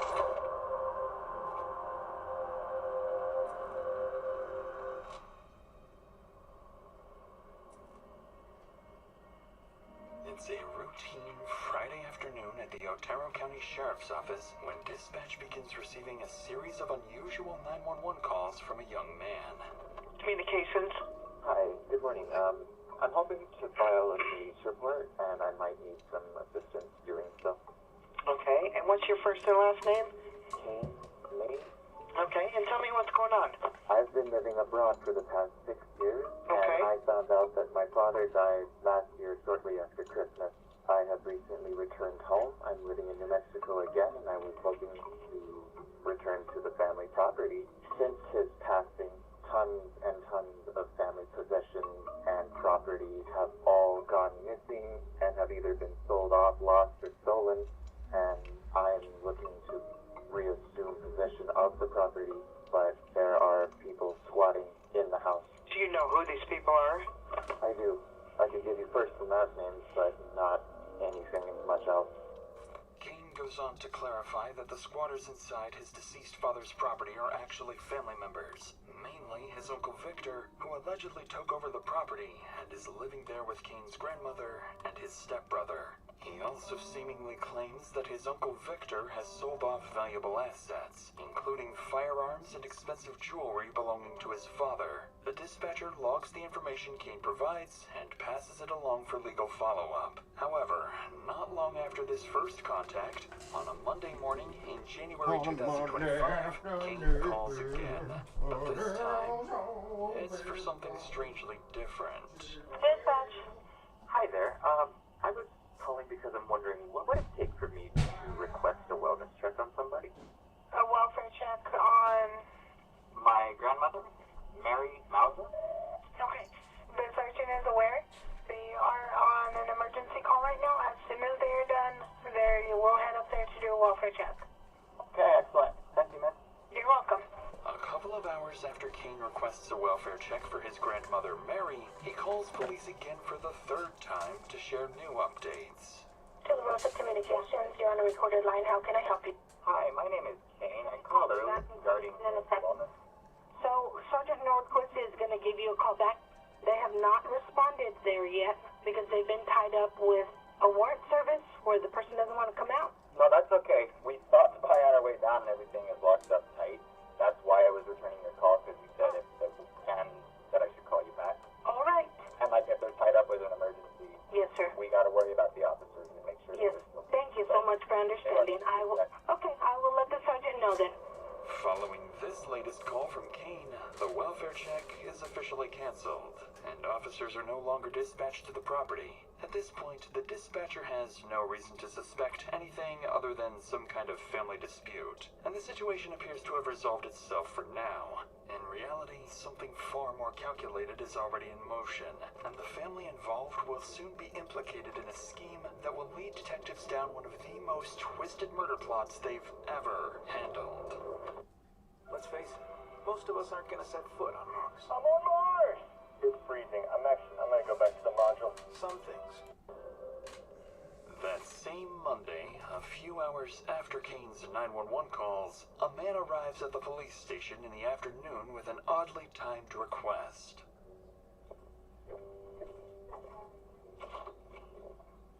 Hello, sir. Hey, how you doing? Doing well. Sergeant Nordquist. Mike Bless. Mike, it's nice to meet you. How can I help you today? Okay, well, my brother-in-law helps us take care of my mother-in-law. Okay. And he normally is very conscientious about showing up when he says he's going to show up and everything. Yeah. And we have to, we schedule him. We've been taking care of my mother-in-law for 7 years. And she's 90 years old. So anyway, we normally communicate quite a bit during the week and stuff, So, are you wanting to check on him or your mother-in-law? No, on him. And he lives at Noel. Yes. And somebody had called earlier. We were out busy, but someone had called in for a welfare check, but they canceled us prior to us getting up there because they said whoever it was, I can go look and find the name, that said that house was locked up tight and nobody was up there. The person Sergeant Nordquist is referring to is Mike's nephew-in-law, Kane Mays, and it appears that both Mike and Kane are concerned about family members. Though the family dynamics are becoming tricky to keep up with for the sergeant, Mike is about to make one thing about Kane crystal clear. You know what Kane Mays? Okay, so what's the problem there? Okay, well, I think he's trying to keep us from going over the book. The house is owned by his father. Yeah, well, the owner of the house, okay, is Frank Moran, and he's deceased. Frank is deceased. Yeah. Victor, his brother, was living with him along with Kane's grandmother and his stepbrother, Killian. As Mike continues explaining the complex family dynamics to the sergeant, one thing becomes clear. 3 people are missing, all close relatives of Mike and Kane. But before Mike leaves, there's something serious he needs to warn the sergeant about. I'm gonna get one of my deputies and we're gonna go out to the address and see if we can see if we can find some. Okay, let me give you some heads up. His dad had a lot of guns, right, before he died, and he taught Kane how to shoot. And when Kane came the other day, I didn't finish my story. When I pulled up there, okay, and I hollered out the window for Vic because the gate was closed, right? Yeah. Okay. And then a person comes to where I can see about this much of him, right? Up there. And I go, hey, Ben! And he goes, no, it's me, Kane. When he walks down, he's packed. He's armed.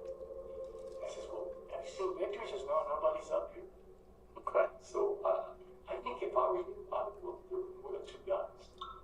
Because I think he knows how to shoot. And I don't know if there were any rifles and stuff like that where he could be, anyway. So I had his phone number. Then after I had his phone number, he said he had my phone number. He started texting.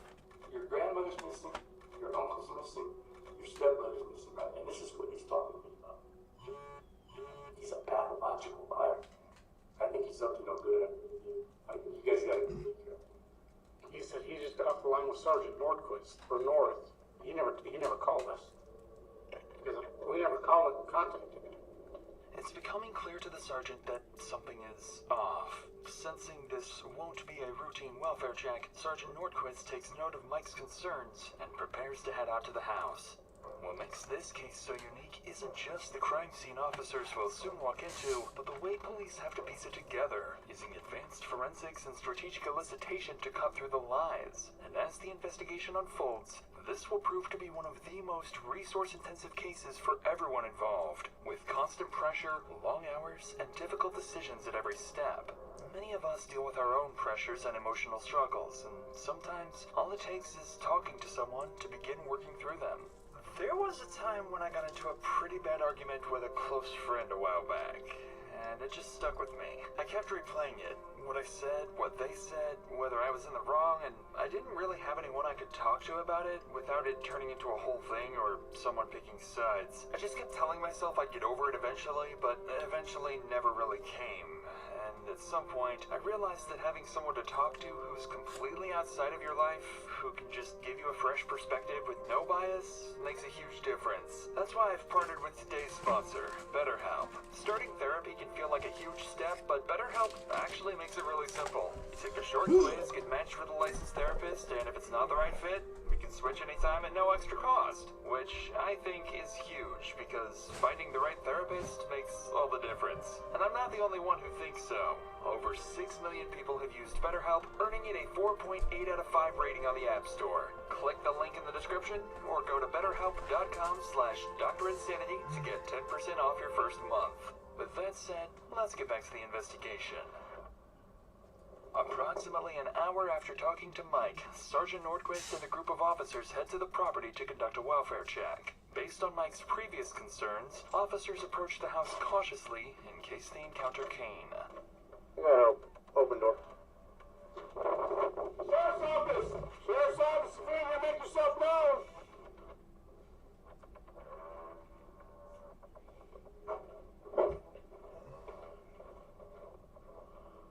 Sheriff's office! Stay here with Sergeant. Stay here with Sergeant. Gotcha.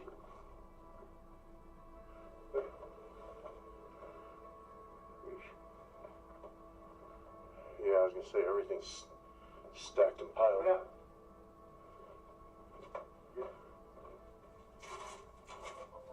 The doorknob was locked on this? Yeah. Literally, when I went like that, I was like, the door just kept going. I was like, I started my degree in 1986. 30 years later, decided to complete my goals. Earning my degree with Purdue Global has given me this opportunity. Puzzled by the home's disarray, officers leave after confirming no one is inside. With boxes stacked throughout the home and both of Victor's cars, the blue and green Subarus missing, officers assume the family may have moved out. In reality, the clutter wasn't accidental. It was intentionally staged to conceal evidence of foul play, and it has done exactly that. None of that is apparent now, so Sergeant Nordquist calls Mike on the phone to update him on the situation.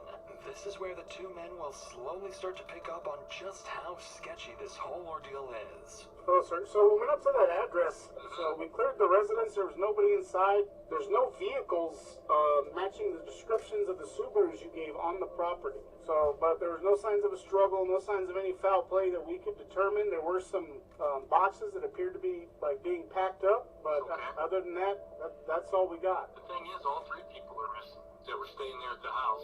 But definitely the king is the kicker. That he's the one that did all that. He called, got your name, and then he was able to send me that text saying that he spoke to you. Yeah. And then he called back later and canceled the deal, right? Yes, sir. And on the face of it, it looks super sketchy, but there was no indication that we could see of any foul play or a struggle or anything. Struggle, yes, sir.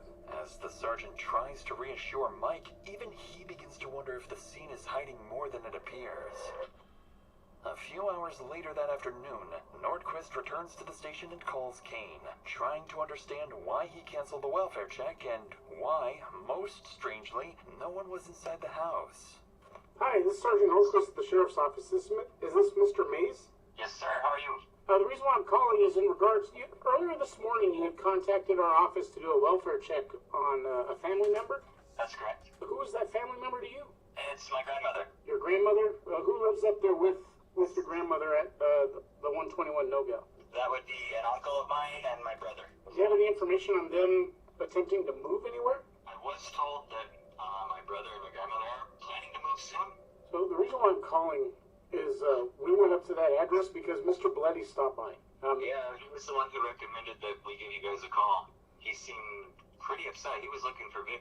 So we went inside the residence to make sure that nobody was hurt or injured. Nothing was broken into. We didn't see any signs of struggle or any signs of foul play. Did you text Mr. Bleddy at all today? I mentioned that we stopped by and I had given you guys a call and everything was okay. Who told you that everything was okay? Dispatch coordinator, I don't remember her name. Because the information that I got was that you called back and said you went up there and everything was okay. Correct. Now, what was in that text message to Mr. Bleddy? That's what I'm confused with. I let him know that I had tried to call you, and the dispatch officer said that you were tied up with, what sounded like a pretty hostile situation. The way the text message reads was that you had made contact with me, and I know for sure, and you know for sure that didn't happen, so that way it looked kind of weird. Naturally, Nordquist doesn't know what to make of Kane's message to Mike, in which he seems to falsely claim to have spoken with the sergeant. Suspecting Kane is hiding something, Nordquist ends the call and immediately requests a search warrant for a second search of the house. While they wait for the warrant to be processed, all police can do now is hope the missing trio turns up safe. A hope that is far removed from the gruesome reality awaiting them just a few hours from now. Early on a Wednesday morning that week, around 10 a.m., something strange happens about 200 yards from the house where the trio vanished. A passerby takes notice and calls 911. 911, where's your emergency? I'm phoning about there's a fire off into the mountains area. I called before, about 2 minutes ago. So we drove down the road to see if we could get a better view of the fire to help you guys out. Okay. Well, we have already toned out the fire department, so we will get units headed that way to see if they can locate. Yeah. Okay. I stood at the top of that road for a second. I'll be able to see it. We'll let them know. Shortly after the call, 2 deputies are dispatched to investigate the fire. Once they arrive at the reported location, one of them spots something disturbing in the distance. A burned, flipped-over vehicle matching one of Victor's missing cars. I got tire tracks towards the direction I walked. Just follow the path.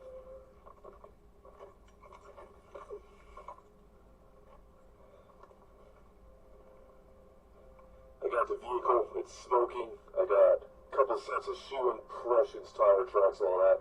99% sure there was a gauge and a spinal cord in here, in this vehicle.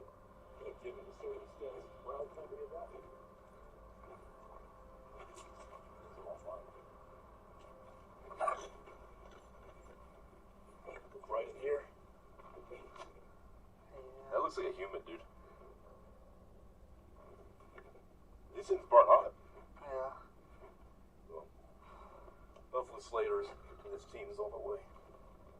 As officers look inside the car, they can see what appears to be the burned remains of 3 people, 2 badly damaged by the fire to identify them at the scene.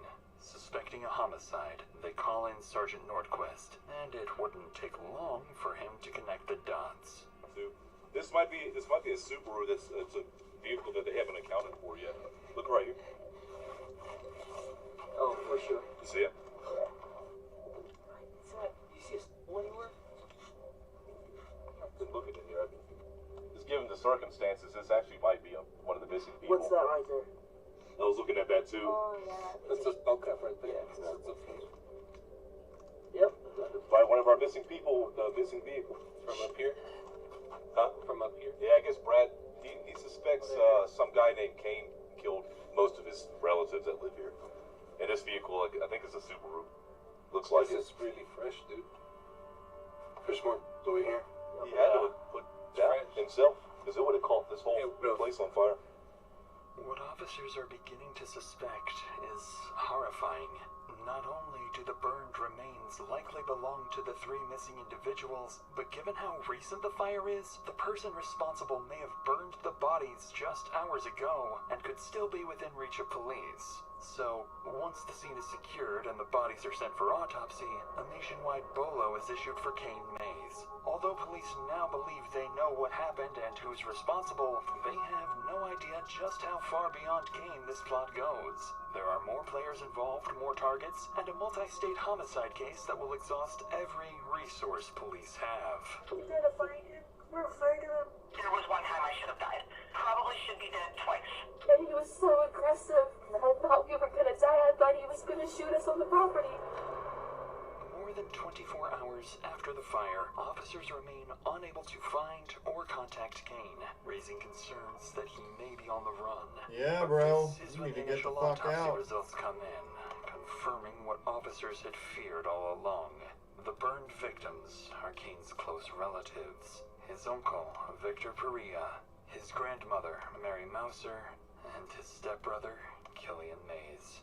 Beyond confirming their identities, the autopsy offers little actionable insight. At least one victim had a confirmed gunshot wound to the head, but the other remains were too severely burned to identify all injuries. Investigators surmise that the victims were likely incapacitated well before the fire was set.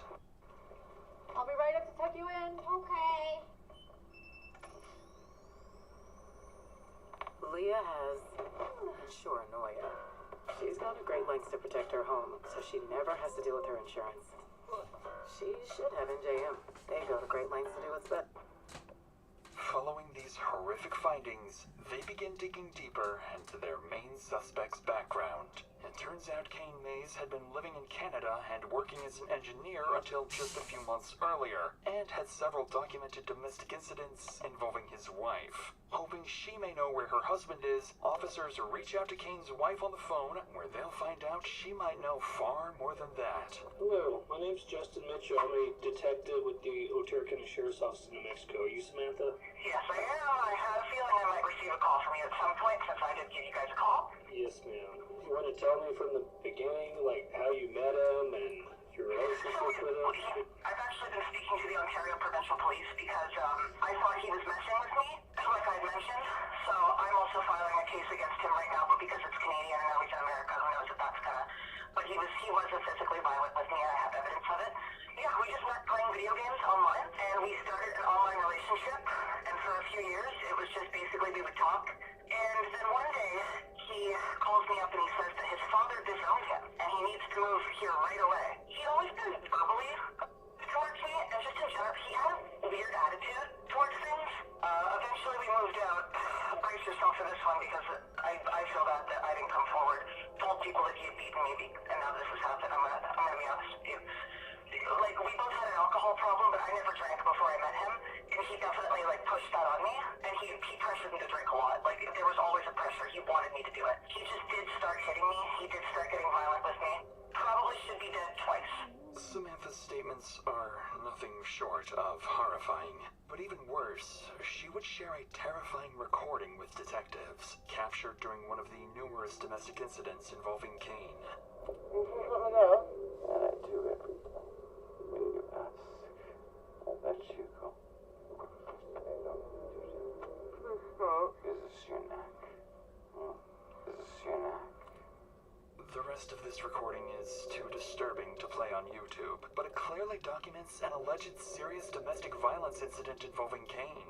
Investigators now know they must act quickly, as more people, including Samantha, could be in immediate danger. So later that day, after securing approval for the earlier search warrant, police return to the victim's house, but this time, they bring specialized chemicals called Blue Star, used to hunt for hidden blood, bullets, and evidence that may have been cleaned up. And what they're about to uncover would reveal just how many crucial clues officers had missed during the initial search. Inside the kitchen, detectives spot one of 3 spent .22 caliber shell casings, along with a live .22 round. Using Blue Star, they also detect high-velocity blood spatter throughout the home. As the search continues, investigators notice clear attempts to clean up the scene, and given the precision and speed with which the bodies were disposed of, they begin to suspect a grim possibility. This was not the work of a single perpetrator. But then, officers find something very strange. Condoms and pregnancy tests stored with cleaning supplies near the well house and septic area. Following these disturbing findings, police would continue searching the property and contacting Kane's relatives, worried he may already be far away, possibly even on his way back to Canada. A few days later, as detectives continue searching for leads on Kane, they decide to pay Mike and his wife, Lourdes Blett, a visit. Just like Kane, Lourdes also has personal ties to all 3 victims. Victor Peria was her brother, Killian Mays was her grandnephew, and Mary Mauser was her brother's partner. But before investigators can hope to learn anything about Kane's whereabouts or possible accomplices, they must first deliver the tragic news to the couple. Yeah. Got a nice name.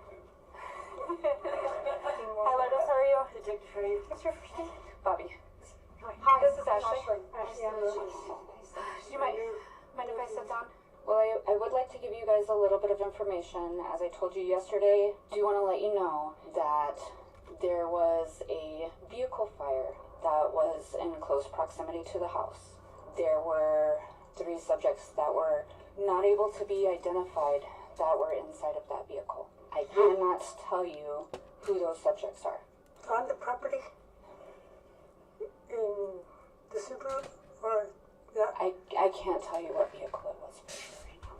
Again, so you already know there are 3 people? I can't but you tell know you there's who 3 they are. people? Yes. I'm really sorry that I even have to share this information with you. This is a horrible nightmare. I horrendous. agree with you 100%. This is one of the worst things that I've ever had to be involved with. Upon hearing the news, Lourdes is beyond devastated. What makes this situation even scarier is that she fears whoever is responsible may not be done yet. He's a psychopath. He's a psychopath. Kate, I didn't want to say that. I didn't want to drop him in the doodle, but he's crazy. You gotta find him. We're afraid of him. He hasn't even asked how my mother is, and that's his blood grandmother. Oh my God, how can you be? Michael, how can it be?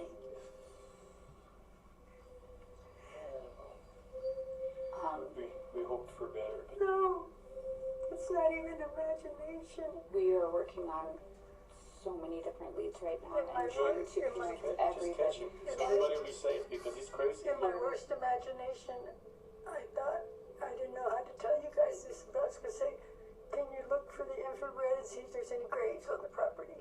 That's what I was going to tell y'all. You know how they can tell That's what's been something had sitting been with burned? you. And this has got to be the worst This crime in is- year in this is Mexico. part I mean, of- I haven't heard anything this horrendous on the news lately. This lady Indeed, this kind of killing creeping doesn't me happen every out. day, but investigators are about to hear another person of interest I from don't the like the couple, way she's someone talking who may about know that. more about where Kane is.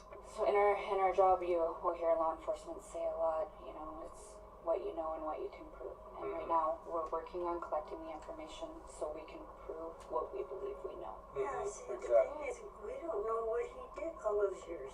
Wherever he was, what did he do? Who did he know? And What we're was his... also working on We have no idea. I would even be worried about his sister, Breckenross, so-called stepsister, you know. When that one text he sent me about working with the, over in Roswell, or whatever he said. Yeah, he was saying something about helping out his sister with her crazy ex. Crazy ex, yeah. Something like that you had shown Yes, me. I think it was a relationship. I was trying to remember that at the beginning, that she wasn't with that guy anymore because of that. It's like I was supposed to feel sorry for her. When they first were like chit-chatting and everything. Oh, in the conversation? Okay. She's talking about things. Yeah, I think that they said something about that.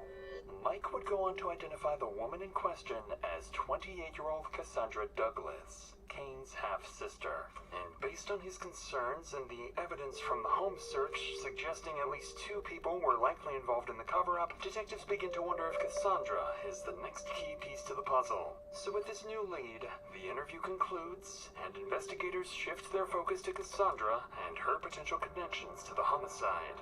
Talking to Chili Lamanchuk, likely big bunch of lime. You can do this. You can be the first millennial in history.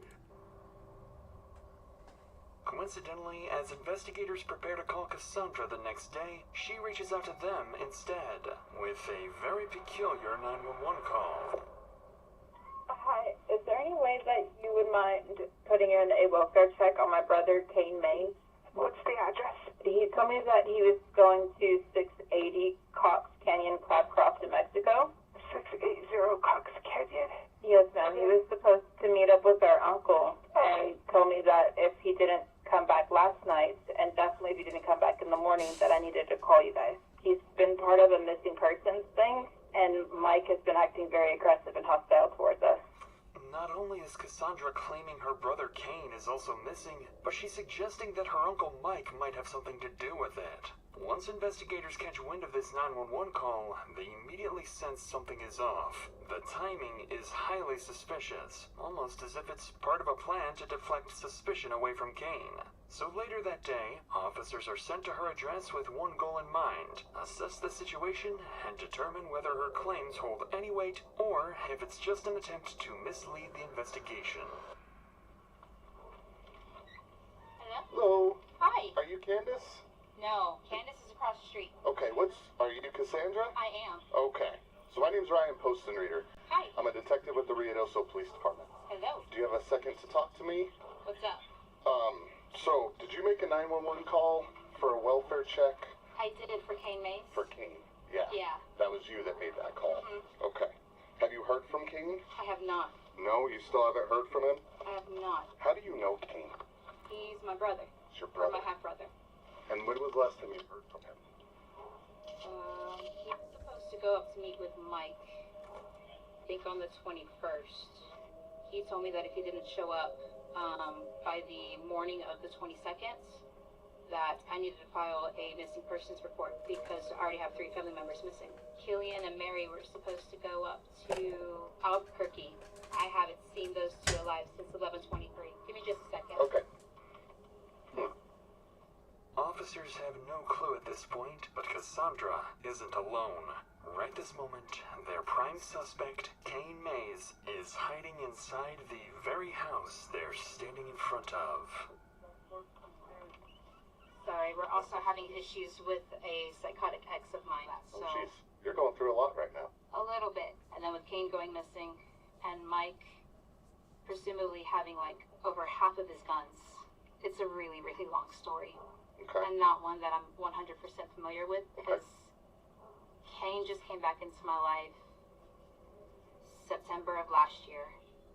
So, like, I wish I had all my facts straight. I completely understand. No big deal. How did they come into your life?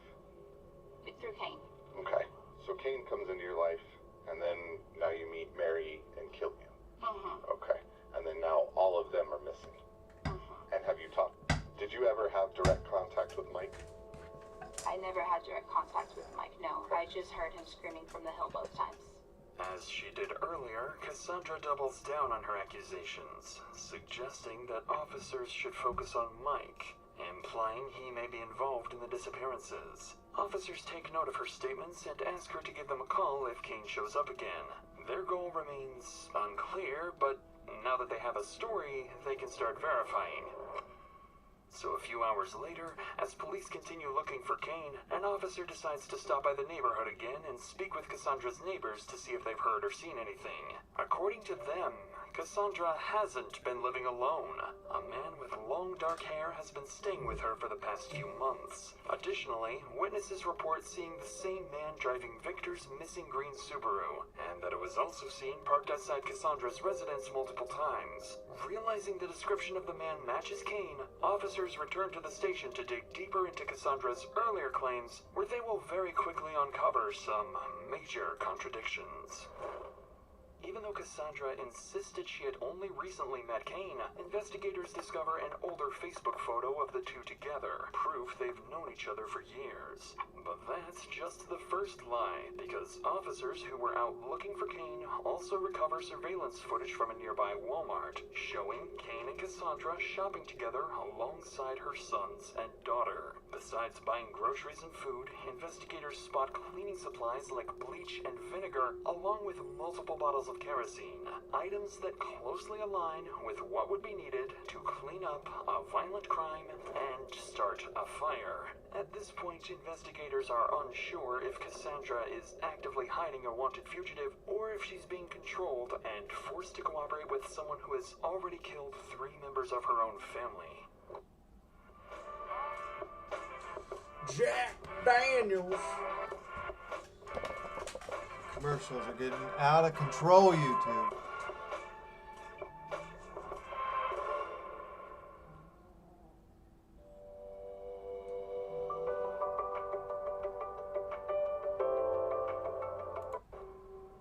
With suspicion mounting, detectives obtain a search warrant for Cassandra's house. Then, around 8 p.m. that night, a group of officers return to the property, taking up positions outside the house as they prepare to raid it. Occupants of 7 Morningside, this is the Roswell Police Department.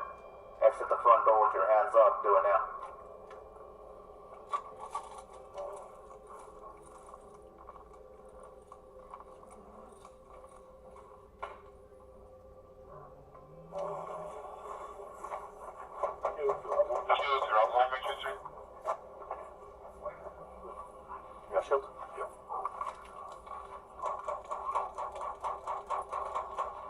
Search warrant!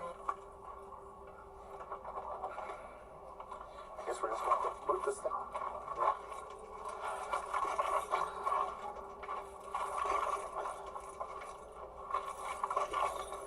One more.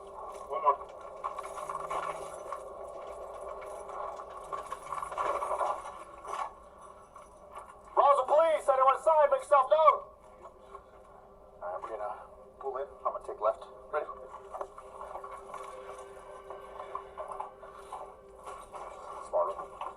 Got another door here. Ready? Yep. I'm gonna go. I got a hallway with looks like the refrigerator kitchen. Bring on me.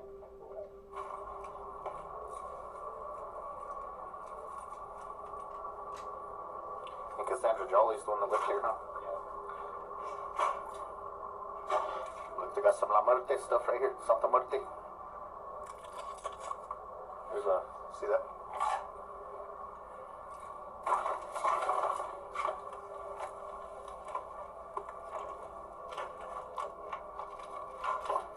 Ready? This some weird been hanging out because there's that monitor for the camera that's in the window. What are those guys on a fucking terrace watch? Did you know what those cigarette packs were? I had a Marlboro and then I had a, yeah, I saw that one in the closet. Another one of your big cans are all in this room. Your Red Bull can. Inside, something about the house immediately feels off to the officers as they observe unusual posters, graffiti, and other unsettling details scattered throughout. They then make their way into the bathroom, where one officer recalls hearing that something might be hidden underneath the house. I highly doubt that. The back door was open? No, we didn't. I'm sure this one gives us right. Like underwear?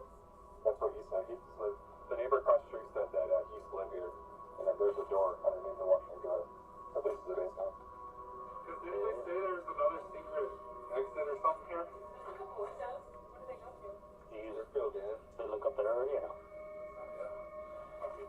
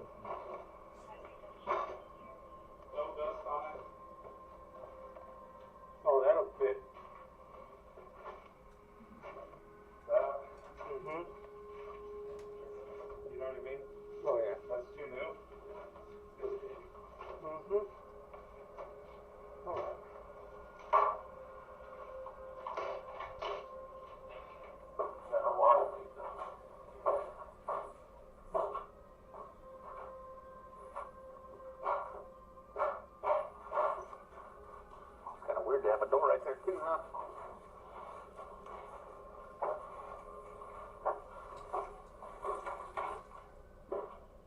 the center of the basement sits a plastic storage tote, toolbox, duffel bags, and other various items. Officers notice there's no dust on the items, and whoever left them behind was in a hurry, possibly trying to leave unnoticed. Beyond the basement, police would go on to find something highly suspicious: documents belonging to one of the victims, alongside paperwork linked to Kane's father and live .22 caliber ammunition. Following these discoveries, investigators secure the scene and begin working to obtain a real-time location warrant for Cassandra's phone. With their suspicions growing that Cassandra fled with Kane, officers know they need to locate them quickly before they vanish, potentially escaping to Canada. Bite-sized sustained energy to raise your bar. New Clip Energy Bites.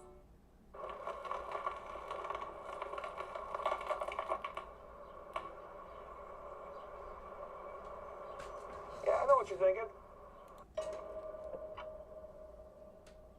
12 hours later, investigators strike gold. The warrant for Cassandra's phone is successfully approved.